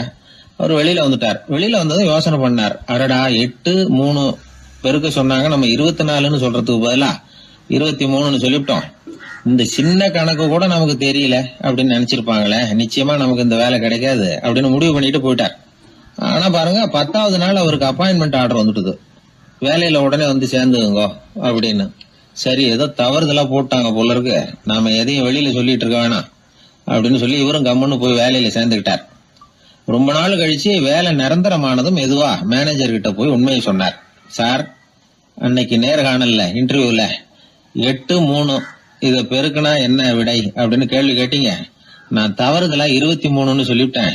நீங்களும் தவறுதலா எனக்கே அப்பாயின்மெண்ட் ஆர்டர் அனுப்பி வச்சுட்டீங்க அப்படின்னார். இப்ப மேனேஜர் சொன்னார், அப்படி இல்லப்பா, அன்னைக்கு வந்து நேர்காணலுக்கு வந்த அத்தனை பேருகிட்டையும் இதே கேள்வியை கேட்டோம். அத்தனை பேர் சொன்னதிலேயும் நீங்க சொன்ன பதில் தான் நியரஸ்ட் கரெக்ட் ஆன்சர். கிட்டத்தட்ட சரியா இருந்தது, நீ சொன்னதுதான், உங்களுக்கு இந்த வேலையை கொடுத்தோம் அப்படின்னு அவர் சொன்னாராம். அதனால வந்து வாழ்க்கையில துல்லியம் ரொம்ப முக்கியம். அதை புரிஞ்சுக்கிட்டு நம்முடைய வாழ்க்கை பாதையை அமைச்சுக்கிட்டோம்னா நம்ம வாழ்க்கையில வெற்றி நிச்சயம். ஒரே ஒரு ஊரில் ஒரு ராஜா இருந்தார், ரொம்ப நல்லவர். ஒரு நாள் அரண்மனையில் விசாரணை நடந்துகிட்டு இருக்குது. அதில் ஒரு வழக்கு. ஒரு விவசாயி வந்து புகார் கொடுக்குறார். என்ன புகார்னா, அவர் வயலில் ஆடுகள் வந்து மேய்ஞ்சி பயிரை அழிச்சுட்டுது. நிறைய உழைச்சி செலவு பண்ணி பயிரை உண்டாக்கி வச்சுருந்தேன், எல்லாம் போயிட்டுது. இனிமேல் நான் என்ன செய்யறது, நீங்கள் தான் சரியான தீர்ப்பு வழங்கணும் அப்படின்னார் அந்த விவசாயி. அந்த ஆடுகளுக்கு சொந்தக்காரர் யாருன்னு கண்டுபிடிச்சி அரண்மனைக்கு அழைச்சிட்டு வாங்கன்னு உத்தரவு போட்டார் ராஜா. சேவகர்கள் போனாங்க, ஆளை கண்டுபிடிச்சாங்க, கூப்பிட்டுக்கிட்டு அரண்மனைக்கு வந்துட்டாங்க. ராஜா விசாரணை பண்ணார். அப்புறம் விசாரித்து முடிச்சுவிட்டு தீர்ப்பு வழங்கினார். இந்த விவசாயி அடைந்திருக்கிற இழப்புக்கு ஈடாக உன்னுடைய ஆடுகளை அவங்ககிட்ட கொடுத்துட வேண்டியது அப்படின்னு சொல்லிவிட்டார். உன்கிட்ட இருக்கிற ஆடு பூரா அவன்கிட்ட கொடுத்துரு, அந்த ஆட்டுனால் ஏற்பட்ட இழப்பு சரியாக போகட்டும் அப்படின்னு தீர்ப்பு வழங்கிட்டார். அந்த மன்னருடைய மகன் இதை பார்த்துக்கிட்டே உட்காந்துருந்தான். இந்த தீர்ப்பை இன்னும் கூட சிறப்பாக வழங்கலாமே அப்படின்னு நினச்சான். அப்பாக்கிட்ட சொன்னான். உடனே அந்த அரசர், சரி நீயே இதுக்கு சரியான தீர்ப்பு சொல்லு அப்படின்னார். அந்த இளவரசன் தீர்ப்பு சொல்கிறான். அவன் சொன்ன தீர்ப்பு என்னன்னா, உங்ககிட்ட இருக்கிற ஆடுகள் எல்லாத்தையும் 1 வருஷ காலத்துக்கு அந்த விவசாயிகிட்ட ஒப்படைச்சிட வேண்டியது. அந்த 1 வருஷத்துக்குள்ள அந்த ஆடுகள் போடுற குட்டிகள், பால், எரு எல்லாம் விவசாயி எடுத்துக்க வேண்டியது. 1 வருஷத்துக்கு அப்புறம் உங்களுடைய ஆடுகளை நீங்களே திருப்பி வாங்கிக்க வேண்டியது. இதுதான் இளவரசன் சொன்ன தீர்ப்பு. இது சரியான தீர்ப்பு தான். இனிமேல் என்னுடைய அரச பொறுப்புகளை இளவரசர் வசம் ஒப்படைக்கிறேன் அப்படின்னு சொல்லி ஒப்படைச்சுட்டாராம். அதாவது தாவூத் நபி, சுலைமான் நபி இவர்களுடைய சரித்திரத்தில் இந்த சம்பவம் காணப்படுறதாக ஒரு நண்பர் சொன்னார். ஒரு தண்டனையை பெறுகிறவன் அதுக்கு பிறகு சமூகத்தில் நல்ல விதமாக வாழறதுக்கு வாய்ப்பு இருக்கிறது மாதிரி அமையணும் தீர்ப்பு. அதுக்கு இது ஒரு உதாரணம். சில தீர்ப்புகள் எப்படி அமைஞ்சு விடுதுன்னா, ஒரு தண்டனையை அனுபவித்து முடித்தவன் அதுக்கப்புறம் அவன் இந்த சமூகத்தில் நல்லவனாக வாழறதுக்கு நினச்சா கூட அதுக்கு தகுதி இல்லாதவன் அப்படிங்கிற அளவுக்கு சூழ்நிலை அமைஞ்சிருது. இது சிந்திக்க வேண்டிய ஒரு செய்தி. இன்னொரு ஊரில் ஒரு ராஜா இருந்தார். அவர் ஒரு நாள் ஒரு போட்டி வச்சார். என்ன போட்டின்னா, அரண்மனை வாசலில் ஒரு பெரிய நீச்சல் குளம், அதில் நிறைய விஷப்பாம்புகள். எந்த இளைஞன் துணிச்சலாக அதில் நீச்சல் குளத்தில் குதித்து நீந்தி கரையேறி வர்றானோ அவனுக்கு 100 ஏக்கர் நிலம் பரிசாக வழங்கப்படும். அது வேணாம்னா 1000 ஆடுகள் பரிசாக வழங்கப்படும். அதுவும் வேணான்னா என்னுடைய மகளை வந்து கல்யாணம் பண்ணிக்கலாம். இதுதான் மன்னருடைய அறிவிப்பு. பரிசுலாம் நல்லா தான் இருக்குது, இருந்தாலும் பாம்புகள் உள்ள குளம்ங்கிறது நல்லா இல்லையே. அதனால் யாரும் அதில் குதித்து நீஞ்சறதுக்கு முன் வரல. இருந்தாலும் திடீர்னு ஒரு இளைஞன் அந்த நீச்சல் குளத்தில் குதிச்சான். நீந்தினா ஒரு வழியாக கரையேறி வந்துட்டான். மன்னருக்கு ரொம்ப மகிழ்ச்சி. நீ தான் தைரியமான இளைஞன், வா இப்படின்னு கூப்பிட்டார். கிட்ட வந்தான். அந்த இளைஞன் தண்ணீர் சொட்ட சொட்ட வந்து நிற்கிறான். சரி, உனக்கு 100 ஏக்கர் நிலம் வேணுமான்னு கேட்குறார். வேண்டாங்கிறான். சரி, அப்படின்னா 1000 ஆடுகள் வேணுமான்னு கேட்குறார். அதுவும் வேணாங்கிறான். ஓ, அப்படின்னா என் பொண்ணை கல்யாணம் பண்ணிக்கிறியா அப்படின்னு கேட்குறாரு. அதுவும் வேணாங்கிறான். ராஜாவுக்கு ஒன்றும் புரியல. அப்படின்னா உனக்கு என்ன தான் வேணும் அப்படிங்கிறார். என்னை பிடிச்சி இந்த குளத்தில் தள்ளி விட்டவன் யாருங்கிறது எனக்கு தெரியணும் அப்படின்னா. வெளிநாட்டுக்கு போகணும்னு ஆசை, ஆனால் அவனுக்கு எந்த மொழியும் தெரியாது. இருந்தாலும் சமாளிச்சுக்கலாம்னு முடிவு பண்ணிட்டு கிளம்பிட்டான். ஏதோ ஒரு தேசத்துக்கு போய் சேர்ந்தான். அங்கே அவனுக்கு யாரையும் தெரியாது. அவங்க என்ன மொழியில் பேசிக்கிறாங்க அப்படிங்கிறது கூட புரியல. என்ன பண்ணுறதுன்னு யோசனை பண்ணிட்டு ஒரு இடத்துல நின்றுக்கிட்டு இருக்கிறான். எதிர ஒரு பெரிய கட்டடம். நிறைய பேர் உள்ளே போயிட்டு இருக்கிறாங்க. இவனும் அவங்க பின்னாடியே உள்ளே போனான். ஒரு பெரிய அறை, அலங்காரம்லாம் பண்ணி வச்சிருக்கிறாங்க. நிறைய பேர் சாப்பிட்றதுக்காக உட்காந்துருக்குறாங்க. இவனுக்கு நல்ல பசி, அதனால் இவனும் உட்காந்தான். சாப்பாடு போட்டாங்க, சாப்பிட்டான். அன்பான உபசரிப்பு. இவன் மனசு உள்ள நினச்சிக்கிட்டான், இது ஏதோ அரசருடைய அரண்மனை மாதிரி தெரியுது, இன்னைக்கு ஏதோ விருந்து நடக்குது, நல்ல வேளை நம்ம பசியும் தீர்ந்தது அப்படின்னு நினச்சிக்கிட்டே நிமிர்ந்து பார்க்குறான். சாப்பாடு பரிமாறினவன் எதிரில் ரொம்ப பணிவோட முதுக வளைச்சி வணக்கம் தெரிவித்தான். இவனும் எழுந்திரிச்சு நின்று முதுக வளைச்சி வணக்கம் தெரிவித்தான். ரொம்ப நன்றின்னா. அவன் ஒரு சீட்டை இவன் கையில் கொடுத்தான். இவன் அதை வாங்கி பார்க்குறான். என்ன எழுதியிருக்குன்னு ஒன்றும் புரியல. சரி, இந்த நாட்டில் தங்களுடைய நன்றியை சீட்டில் எழுதி தான் கொடுப்பாங்க போல இருக்கு அப்படின்னு நினச்சிக்கிட்டு மறுபடியும் நன்றின்னா. ஆனால் அவன் காசை கொடுங்கன்னா. ஏன்னா அது ஒரு ஹோட்டல், இவன் சாப்பிட்டதுக்கான பில் அது. இவன் அதை புரிஞ்சிக்கவே இல்லை. நன்றின்னு அந்த சீட்டில் எழுதி கொடுக்குறாங்க போல இருக்கு அப்படின்னு நினச்சிக்கிட்டு அதை வாங்கி சட்டை பையில் பத்திரமா வச்சுக்கிட்டு பரவாயில்லைங்க ரொம்ப மகிழ்ச்சின்னா. ஒரு வெளிநாட்டுக்காரனுக்கு இவ்வளவு தூரம் மரியாதை பண்ணுறீங்களே, எங்கள் ஊருக்கு போனதும் உங்களை பற்றி நிறைய சொல்லுவேன் அப்படின்னா. இவன் என்ன சொல்கிறான்னு அவனுக்கு புரியல. இவனை பிடிச்சி அழைச்சிட்டு போய் முதலாளி முன்னாடி நிறுத்தினான். நாம் சொன்னதில் இவனுக்கு ரொம்ப பெருமையாக இருக்கணும் போல இருக்கு, அதுதான் பெரிய இடத்துக்கு அழைச்சிட்டு வந்திருக்கிறான் அப்படின்னு இவன் நினச்சிக்கிறான். அவரும் பில்லுக்கான பணத்தை கொடுங்கிறாரு. பரவாயில்லைங்க ரொம்ப மகிழ்ச்சி நன்றிங்கிறான் இவன். அவரு பார்த்தார், இவனை நீதிமன்றத்துக்கு அனுப்பி வச்சுட்டார். இவன் என்ன நினச்சிக்கிட்டான், நம்மளை இந்த ஊர் ராஜா முன்னாடியே அழைச்சிக்கிட்டு வந்து நிறுத்தி இருக்கிறாங்க போல இருக்கு, என்ன ஒரு பெருந்தன்மை அப்படின்னு நினச்சிக்கிறான். நீதிபதி சொன்னார், சாப்பிட்டதுக்கான பணத்தை கொடுத்துரு, இல்லைன்னா அதுக்கான தண்டனை அனுபவிக்க வேண்டி இருக்கும்னார். ராஜாவே நமக்கு நன்றி சொல்கிறாரு போல இருக்கு அப்படின்னு நினச்சிக்கிறான் இவன். என் மகிழ்ச்சிக்கு எல்லையே இல்லைங்க அப்படின்னா. அவர் பார்த்தார், இவனுக்கு தண்டனை கொடுக்க வேண்டியது தான் அப்படின்னு முடிவு பண்ணார். உடனே தீர்ப்பு எழுதினார். இவனை கழுதையில் பின்புறமாக உட்கார வைங்க, இவன் ஒரு மோசடிக்காரன் அப்படின்னு ஒரு போர்டு எழுதி அவன் கழுத்தில் மாட்டுங்க, அப்புறம் அந்த கழுதையை ஊர் பூரா விரட்டுங்க அப்படின்னார். இவனுக்கு தான் மொழி புரியலையே, ஏதோ நடக்குது அப்படிங்கிறது மட்டும் புரியுது. எல்லாரும் சேர்ந்து இவனை ஒரு கழுதை மேலே உட்கார வச்சாங்க. ஓஹோ, நம்மளை பாராட்டி ஒரு ஊர்வலம் நடத்துகிறாங்க போல இருக்கு அப்படின்னு நினச்சிக்கிறான் இவன். எல்லாரும் சத்தம் போட்டுக்கிட்டே கையை தட்டிக்கிட்டு கழுதை பின்னாடி ஓடி வர்றாங்க. இவனுக்கு ரொம்ப உற்சாகமாக இருக்குது. எல்லாருக்கும் கை கூப்பி வணக்கம் சொல்லிக்கிட்டே போகிறான். கூட்டத்தில் திடீர்னு ஒரு தெரிஞ்ச முகம் தெரியுது. அவனுடைய தேசத்தை சேர்ந்த ஒரு ஆள் அவன். அவனை பார்த்ததும் இவனுக்கு ரொம்ப உற்சாகம். நம்ம ஊருக்கு போனதும் இங்கே நமக்கு கிடைச்ச மரியாதையெல்லாம் உண்மைதான்னு சொல்கிறதுக்கு ஒரு சாட்சியும் கிடைச்சிட்டுது அப்படின்னு நினச்சிக்கிறான். அவனை பார்த்து கத்தனான், நல்லா பார்த்துக்க, இந்த ஊர் மக்கள் எனக்கு எப்படிப்பட்ட வரவேற்பு கொடுக்குறாங்கங்கிறத நல்லா கவனிச்சுக்கோ அப்படிங்கிறான். அவனுக்கு அவமானமாக போட்டுது. தலையை குனிஞ்சிக்கிட்டே நழுவி போயிட்டான். இவன் பார்த்தான், அவன் தலை தெரியல. ஆகா, அவனுக்கு நம்ம மேலே பொறாமை போல இருக்கு, அதனால தான் காணாமல் போயிட்டான் அப்படின்னு நினச்சிக்கிறான். இப்படி ஒரு வேடிக்கை கதையை பெரியவங்க சொல்கிறது உண்டு. கதை வேடிக்கையாக இருந்தாலும் இதில் உள்ள கருத்து என்ன தெரியுமா? அந்த கழுதை மேலே உட்காந்துருக்கிறானே, அது மாதிரி தான் நாமளும் அகங்காரங்கிற கழுதை மேலே உட்காந்துக்கிட்டு இருக்கோமா. நாமளும் கிட்டத்தட்ட அதே மாதிரி பிரம்மையில் தான் இருக்கிறோமா. என்ன நடக்குதுங்கிறதே புரியறதில்லை. அகங்காரத்தில் பேசுகிறவனுக்கும் சித்த சுவாதீனம் இல்லாமல் பேசுகிறவனுக்கும் அதிக வித்தியாசம் இருக்கிறதில்ல. அது மாதிரி ஒருத்தன் தன்னுடைய வீட்டை சுற்றி சேற்றை வாரி அரைச்சிக்கிட்டு இருந்தானா. அந்த வழியாக வந்த ஒரு பெரியவர் அதை பார்த்துருக்கார். என்னப்பா பண்ணிகிட்டு இருக்கிற அப்படின்னு கேட்டாராம். கழுதைகளை விரட்டிக்கிட்டு இருக்கிறேன் அப்படின்னானா. இங்கே கழுதைகளே காணுமே அப்படின்னாரான் அவர். அதுதான் ஏற்கனவே விரட்டி விட்டனே அப்படின்னானா இவன். ஆஃபீஸை முடிஞ்சு வீட்டுக்கு போகிற சமயத்தில் ஒருத்தர் கடைக்கு போய் ஸ்வீட் வாங்கினார். சரி, வீட்டுக்கு பிள்ளைங்களுக்கு தான் வாங்கிட்டு போகிறார் அப்படின்னு மற்றவங்க நினச்சாங்க. அவர் அப்படி செய்யலை. அந்த இடத்துலையே பொட்டலத்தை பிரித்தார். திருட மாதிரி அப்படியே சுற்றி ஒரு தரம் பார்த்துக்கிட்டார். யாரும் தெரிஞ்சவங்க இல்லைங்கிறத முடிவு பண்ணிவிட்டு அவசரமாக அதை அப்படியே போட்டு முழுகிவிட்டு கையை தொடச்சிக்கிட்டு நல்ல பிள்ளை மாதிரி நடந்து போக ஆரம்பிச்சிட்டார். அவர் யாருன்னா, அவரோட பிரச்சனை எல்லாருக்கும் தெரியாது, சில பேருக்கு தான் தெரியும். அதாவது அவர் உடம்பில் சர்க்கரை இருக்குதுன்னு டாக்டர் சொல்லிவிட்டாராம். அதனால் வீட்டில் சர்க்கரையே இவர் கண்ணில் காட்டுறதில்ல. அதனால் இவர் யார் கண்ணிலையும் படாமல் இப்படிப்பட்ட வேலைகள்லாம் செய்கிறது வழக்கம். யாருக்கும் தெரியாமல் இப்படி ஸ்வீட்டை வாங்கி சாப்பிட்டுட்டு அவர் பாட்டுக்கு போயிடுறது. இப்படிப்பட்டவங்களுக்கெல்லாம் கொஞ்சம் ஆறுதலான தகவல் இன்றைக்கி. அது என்னென்னா, நாம் சாப்பிட்ற சர்க்கரைக்கும் நம்ம உடம்பில் உள்ள சில கோளாறுகளுக்கும் அப்படி என்ன தான் சம்மந்தம் இருக்குது. இதை பற்றி சமீபத்தில் சில ஆராய்ச்சிகள்லாம் நடந்திருக்குது. ஏன்னா சர்க்கரைன்னாவே விஷம் மாதிரி அதை பார்க்குறவங்களும் சில பேர் உண்டு. சின்ன பிள்ளைங்களுக்கு வயத்தில் பூச்சி உண்டாகிறதுலேருந்து பெரியவங்களுக்கு நீரிழிவு வர்ற வரைக்கும் எல்லாத்துக்கும் சர்க்கரை தான் காரணம்னு சொல்லிகிட்டு இருக்கிறோம். ஆனால் அந்த அளவுக்கு பயப்பட வேண்டிய அவசியம் இல்லை அப்படின்னு சொல்கிறாங்க.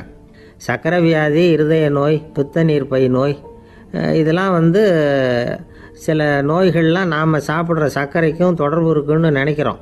ஆனால் அப்படி சம்பந்தம் உண்டுங்கிறதுக்கு போதுமான அளவுக்கு ஆதாரம் இல்லை அப்படிங்கிறாங்க ஆராய்ச்சியாளர்கள். ஒரே ஒரு சம்பந்தம் தான் உறுதியாக இருக்குதான். அதுவும் இந்த பல் சிதைவு அப்படின்னு இருக்கு இல்லையா, அந்த சர்க்கரை சாப்பிட்றதுக்கும் இந்த பல் சிதைவுக்கும் சம்பந்தம் இருக்குது அப்படிங்கிறத மட்டும் உறுதியாக சொல்கிறாங்க. சர்க்கரைன்னா நாம் சாப்பிட்ற ஜீனி மட்டும் இல்லை, பழம், காய்கறி, பால், தேன், இப்படி எல்லாத்துலேயும் அது இருக்குது. கேரட்டு கொடுக்குற சத்தில் 88% சர்க்கரை, ஆப்பிள் கொடுக்குற சக்தியில் 95% சர்க்கரை. இது ஜீனி சர்க்கரை, இது ஆப்பிள் சர்க்கரை அப்படிங்கிற வித்தியாசம்லாம் உடம்புக்கு கிடையாது. ரெண்டுமே உடனடியாக சக்தி கொடுக்குது. ஒரு ஸ்பூன் சர்க்கரையில் 16 கலோரி தான் சத்து இருக்குது. அதிகமாக சர்க்கரை சாப்பிட்டா நீரிழிவு வந்துருங்கிறது தப்பான ஒரு அபிப்பிராயம். டயபெட்டிஸுங்கிறது ஒரு மெட்டபாலிக் டிசார்டர், அவ்வளவுதான். அதாவது நாம் சாப்பிட்ற சர்க்கரையை நம்ம உடம்பு திறமையாக உபயோகப்படுத்திக்க முடியல அப்படின்னு அர்த்தம். அதனால தான் அதிகமாக இனிப்பு வேணாம்னு சொல்கிறோம். ஏற்கனவே உடம்பால் முடியாத ஒன்றை மறுபடியும் அது தலையில் சுமத்தி அதிகமாக வேலை வாங்க வேணாமே அப்படிங்கிறதுக்காக தான். ஆகாரத்தில் அதிகமாக சர்க்கரை இருந்தால் அதனால் உடனே சர்க்கரை வியாதி வந்துடும்ங்கிறதுக்கு விஞ்ஞான ரீதியாக போதுமான ஆதாரம் இல்லை. அதனால் எப்போவாவது அதிகமாக ஸ்வீட்டு சாப்பிட்டுட்டா ஐயோ அதிகமாக சாப்பிட்டோமோ, என்ன பண்ண போகுது தெரியலையே அப்படின்னு நினச்சி மனசை போட்டு குழப்பிக்க வேண்டியதில்லை. பொதுவாக எதுவுமே அதிகமாக வேண்டாம், எல்லாம் சீராக இருந்தால் போதும். நீரிழிவுங்கிறது புதுசாக வந்துட்ட ஒரு நோய் இல்லை, ரொம்ப காலமாகவே இருக்கிற ஒன்று தான்.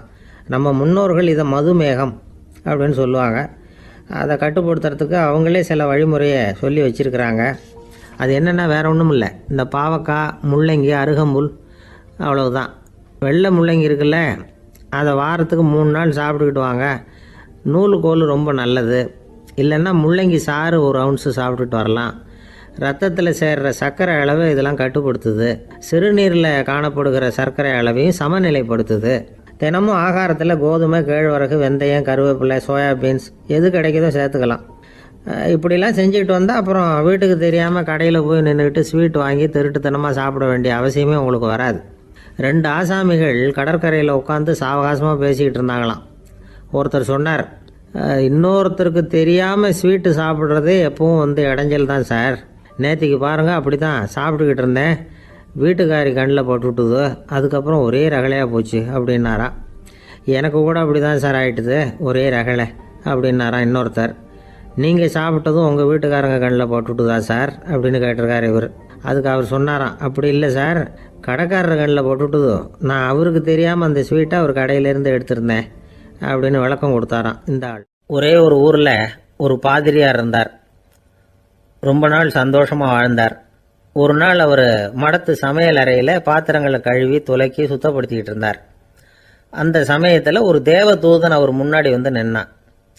இவர் நிமிர்ந்து பார்த்தார். ஆண்டவர் என்னை உங்ககிட்ட அனுப்பியிருக்கிறார், பரலோகத்தில் வாசம் செய்யறதுக்கு உங்களுக்கு நேரம் வந்துட்டுது அப்படின்னு அந்த ஆள். ஆண்டவருக்கு என்னோட ஞாபகம் வந்ததுக்கு நன்றி.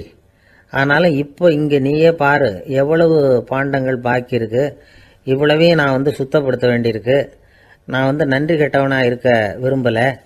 இந்த பணியை முடிக்கிற வரைக்கும் என்னுடைய பரலோக வாழ்வை தள்ளி வைக்க முடியுமா, நீ என்ன நினைக்கிற அப்படின்னு கேட்டார். தேவதூதன் தனக்கே உரிய விவேகத்தோட அன்போட பாதிரியாரை பார்த்தான். சரி, என்ன செய்யலாம்ங்கிறத அப்புறம் சொல்கிறேன் அப்படின்னு சொல்லிவிட்டு புறப்பட்டு போயிட்டான். ஒரு நாள் அந்த பாதிரியார் தோட்டத்தில் உள்ள களைகளை எல்லாம் ஒரு களை கொத்தியால் கொத்தி களை எடுத்துக்கிட்டு இருக்கிறார். அந்த சமயத்தில் இந்த தேவதூதன் மறுபடியும் அவர் முன்னாடி நிற்கிறான். பாதிரியார் பார்த்தார், இதை பாரு, இந்த தோட்டம் பூராவும் எவ்வளவு களை மண்டி கிடக்கு, பரலோகம் கொஞ்ச காலம் எனக்காக பொறுத்திருக்கலாம்னு நீ நினைக்கிறியா அப்படின்னு கேட்டார். தேவதூதன் சிரிச்சுக்கிட்டே மறுபடியும் மறைஞ்சிட்டான். மறுபடியும் அவர் களை எடுக்கிறது, தானிய களஞ்சியத்துக்கு வர்ணம் பூசுறது, இப்படிப்பட்ட வேலைகளில் ஈடுபட்டிருக்கார். இன்னொரு நாள் ஒரு மருத்துவமனையில் நோயாளிகளை கவனிச்சுக்கிட்டு ரொம்ப தீவிரமாக இருக்கிறார் அந்த பாதிரியார். ஒரு நோயாளியோட தாகத்துக்கு தண்ணீர் கொடுத்துட்டு நிமிர்ந்து பார்க்குறப்போ தேவதூதன் மறுபடியும் அவர் முன்னாடி வந்து நிற்கிறான். இந்த தடவை பாதிரியார் தன்னலமற்றவராக பேரன்பை காட்டக்கூடிய வகையில் தன்னுடைய 2 கைகளையும் உயர்த்தியபடி தேவதூதனின் கவனத்தை வந்து பிணியால் வாடக்கூடிய நோயாளிகளின் பக்கம் திருப்பினாராம். தேவதூதன் ஒன்றும் சொல்லலை, மறைஞ்சிட்டான். அன்னைக்கு சாயந்தரம் பாதிரியார் வந்து மடத்தில் உள்ள தன்னுடைய அறைக்கு போய் இளைப்பாறினார். யோசித்து பார்த்தார். தேவதூதனையும் தேவதூதனின் விருப்பத்தையும் பல நாள் தள்ளி போட்டு வந்ததையும் அவர் ரொம்ப நினச்சி பார்த்தார். திடீர்னு தான் வந்து முதுமை அடைகிறதையும் சோர்வு அடைகிறதையும் உணர்ந்தார். ஆண்டவரை நினைச்சார். ஆண்டவரே, உம்முடைய தூதனை மறுபடியும் என்கிட்ட அனுப்புனா நான் சந்திக்கிறதுக்கு ஆவலாக இருக்கேன் அப்படின்னு சொல்கிறப்பவே தேவதூதன் பக்கத்தில் வந்து நின்னான். பாதிரியார் நிமிர்ந்து பார்த்தார். நீ இப்போவே என்னை அழைச்சிக்கிட்டு போக விரும்பினா நான் பரலோகத்துக்கு வர்றதுக்கு தயாராக இருக்கேன்னார். தேவதூதன் அந்த பாதிரியாரை அன்போடவும் விவேகத்தோடவும் பார்த்து, நீங்கள் வந்து என் கூட பரலோகத்துக்கு வர்ற தயாராக இருக்கிறதா சொல்கிறீங்க, ஆனால் நீங்கள் இது வரைக்கும் வேறு எங்கே இருந்ததா நினைக்கிறீங்க அப்படின்னானா. அப்படின்னா இது வரைக்கும் இருந்த இடம் தான் பரலோகம் அப்படிங்கிறத உணர்த்தியிருக்கிறான். பரலோகம்னா என்னென்னு புரிஞ்சுக்கிறதுக்கு இந்த சம்பவம் நமக்கு உதவியாக இருக்குது. தொண்டு செய்கிறத விட பெரிய செயல் வேறு எதுவும் இருக்க முடியாது. அது நம்ம மனசுக்கு கொடுக்குற சுகத்தை வேறு எதுவும் கொடுக்க முடியாது. நாம் தொண்டு செய்கிற இடம் தான் அந்த புண்ணிய இடம். ஆனால் இந்த காலத்துல எல்லாம் நாம் வந்து தொண்டு செய்யணும்னு நினச்சி ஏதாவது ஆரம்பித்தா கூட அதை ஒரு மாதிரியாக சுற்றி நின்று வேடிக்கை பார்க்க ஆரம்பிச்சிடுறாங்க. ஒரு பெரியவர் அப்படித்தான் ஒரு தொண்டு செஞ்சுக்கிட்டு இருந்தார். ஒரு கோவில் கட்டிக்கிட்டு இருந்தாங்க. அதில் ஒரு இடத்துல ஒரு பலகையை வச்சு ஆணி அடிக்கிற வேலையை செஞ்சுக்கிட்டு இருந்தார் அந்த பெரியவர். ஒரு சின்ன பையன் அதை ரொம்ப ஊக்கமாக அக்கறையாக கவனிச்சுக்கிட்டு இருந்தான். பெரியவர் இதை கவனித்தார். என்னப்பா பார்க்குற, உனக்கும் இது மாதிரி தொண்டு செய்யணும்னு ஆசையாக இருக்கா அப்படின்னு கேட்டார். அதுக்கு அந்த பையன் சொல்கிறான், அப்படி இல்லைங்க, நீங்கள் ஆணி அடிக்கிறப்போ கையில் சுத்தியால் அடிச்சுக்கிட்டா எப்படி துடிப்பீங்க எப்படி கத்துவீங்கன்னு தெரிஞ்சுக்கிறதுக்காக அதை பார்க்கணும்னு ஆசை, அதுக்காக தான் காத்துக்கிட்டு இருக்கேன் அப்படின்னு நான். ஒரு ஊரில் ஒரு பெரிய செல்வந்தர் இருந்தார். பணத்துக்கு பஞ்சம் இல்லை. அதனால் இந்த உலகத்தில் முடியாத காரியம் எதுவும் இல்லைன்னு நினச்சார். பணம் இருந்தாலும் அந்த நினப்பு தானாக வந்துடும். அதனால் இவரும் அப்படி நினச்சதில் ஒன்றும் தப்பு இல்லை. அந்த ஊருக்கு குருநானக் ஒரு தடவை வந்தார். அவருக்கு இந்த செல்வந்தர் ரொம்ப பிரமாதமாக ஒரு வரவேற்பு கொடுத்தார். ஊர் எல்லையிலேயே எங்கள் வீட்டுக்கு வந்து விருந்து சாப்பிட்டுட்டு போகணும்னு கேட்டுக்கிட்டார். அவரும் சரின்னு ஒத்துக்கிட்டார். உடனே தன்னுடைய பங்களாவில் ஒரு பெரிய விருந்துக்கு ஏற்பாடு பண்ணார். குருநானக்கை அழைச்சிட்டு வீட்டுக்கு போனார். உட்கார வச்சார். ஐயா, நான் இந்த ஊர்லேயே ரொம்ப பெரிய வசதி உள்ளவன். என்னால் எல்லாம் முடியும். உங்களுக்காக நான் என்ன செய்யணும்னு சொல்லுங்கள். எதுவாக இருந்தாலும் பரவாயில்ல, எவ்வளவு செலவானாலும் பரவாயில்ல, என்னால் செய்ய முடியும். என்ன செய்யணும்னு சொல்லுங்கள், அது போதும், நான் செய்கிறேன் அப்படின்னு நான் ரொம்ப பணிவா. இதை கேட்டதும் குருநானக் சிந்திச்சார் கொஞ்ச நேரம். அதுக்கப்புறம் தன்னோட சட்டை பைக்குள்ளே கையை விட்டு ஒரு பழைய ஊசி ஒன்று எடுத்தார். அந்த செல்வந்தர்கிட்ட கொடுத்தார். இதை பாருங்கள், இவ்வளவு தூரம் நீங்கள் கேட்கறதுனால சொல்கிறேன், எனக்கு நீங்கள் செய்ய வேண்டிய உதவி இதுதான்னார். ஊசியை கையில் வாங்கிக்கிட்டு இதை என்ன செய்யணும்னு சொல்லுங்க அப்படின்னார் அவர். நீங்கள் செய்ய வேண்டியது என்னென்னா, இந்த ஊசியை பத்திரமா வச்சிருக்கணும். நாம் 2 பேரும் இறந்து போனதுக்கு பின்னாடி இன்னொரு உலகத்தில் நாம் சந்திக்கக்கூடிய வாய்ப்பு இருக்குது. அப்போ இந்த ஊசியை என்கிட்ட கொண்டாந்து கொடுக்கணும். இதுதான் நீங்கள் எனக்காக செய்ய வேண்டிய உதவி அப்படின்னார் குருநானக் லேசாக சிரிச்சுக்கிட்டே. இதை கேட்ட உடனே இந்த பெரியவர் முழிக்க ஆரம்பிச்சிட்டார். அது எப்படிங்க, நான் சாகிறப்ப எப்படி இந்த ஊசியை எடுத்துக்கிட்டு இன்னொரு உலகத்துக்கு வர முடியும்னார். ஊசி மாதிரி ஒரு சின்ன பொருளை கூட இந்த உலகத்தை விட்டு நாம் போகிறப்ப எடுத்துகிட்டு போக முடியாதுங்கிறப்போ உங்களோட செல்வத்தையெல்லாம் எப்படி அங்கே எடுத்துகிட்டு வர போகிறீங்க அப்படின்னு கேட்டார் குருநானக். அதுக்கப்புறம் தான் அந்த பெரியவர் யோசிக்க ஆரம்பித்தாராம். குருநானக் சொல்கிறார், இதை பாருங்கள், நாம் செய்கிற நல்லது கெட்டது தான் கடைசி வரைக்கும் நம்ம கூட இருக்கும். அடுத்தவங்க நல்லா இருக்கணுங்கிறதுக்காக பொருளை செலவு செய்யணும். அப்படி செய்யலைன்னா எந்த பிரயோஜனமும் இல்லை அப்படின்னார். அதுக்கப்புறம் தான் அந்த செல்வந்தரின் அறிவு கண் திறந்து தான். உடனே குருநானக்கை வணங்கினார். ஐயா, என்கிட்ட இருந்த ஆணவம் போயிட்டுது. இனிமேல் என்கிட்ட இருக்கிற செல்வத்தை நல்ல வழியில் செலவழிப்பேன் அப்படின்னாராம். நம்மக்கிட்ட இருக்கிற பணம் எப்பவும் நம்ம கூடவே வந்துக்கிட்டு இருக்காதுங்கிறதுக்கு இது ஒரு உதாரணம். அதுக்காக நாம் பணம் சேர்க்கறத பற்றி கவலைப்பட வேண்டியதில்லை, பேசாமல் படுத்து தூங்கிக்கிட்டு இருந்தால் போதும் அப்படின்னு இதுக்கு அர்த்தம் பண்ணிக்கப்படாது. முறையான வழியில் பணம் சேர்க்கணும், அதை முறையான வழியில் செலவு பண்ணணும். அதனால் ஏற்படக்கூடிய மன நிறைவு இருக்குது பாருங்கள், அது அனுபவித்தவங்களுக்கு தான் தெரியும். சொர்க்கத்துக்கு போகிறவங்க இங்கேருந்து பணத்தை எடுத்துகிட்டு போக முடியாது. ஆனால் நம்ம செல்வத்தை இங்கே மற்றவங்களுக்கு பயன்பட செய்து அதனால் ஏற்படுற புண்ணியம் இருக்குது பாருங்கள், அதை எடுத்துகிட்டு போக முடியுமா. இதுதான் ஆன்மீகவாதிகள்லாம் சொல்கிற கருத்து. ஜான் நியூட்டன் ஒருத்தர், அவர் சொன்னார், நான் எப்போவாவது சொர்க்கத்துக்கு போய் சேர்ந்தேன்னா அங்கே 3 அதிசயங்களை பார்ப்பேன்னார். என்னன்னு கேட்டாங்க. நான் யார் யார் இருக்க மாட்டாங்கன்னு நினச்சிக்கிட்டு இருந்தானோ அவங்களில் சில பேர் அங்கே இருப்பாங்க, அது ஒரு பெரிய அதிசயம்னார். சரி, அடுத்தது என்ன? 2வது அதிசயம் என்னன்னா, அங்கே இருப்பாங்கன்னு நான் எதிர்பார்த்த சில பேர் அங்கே இருக்க மாட்டாங்க,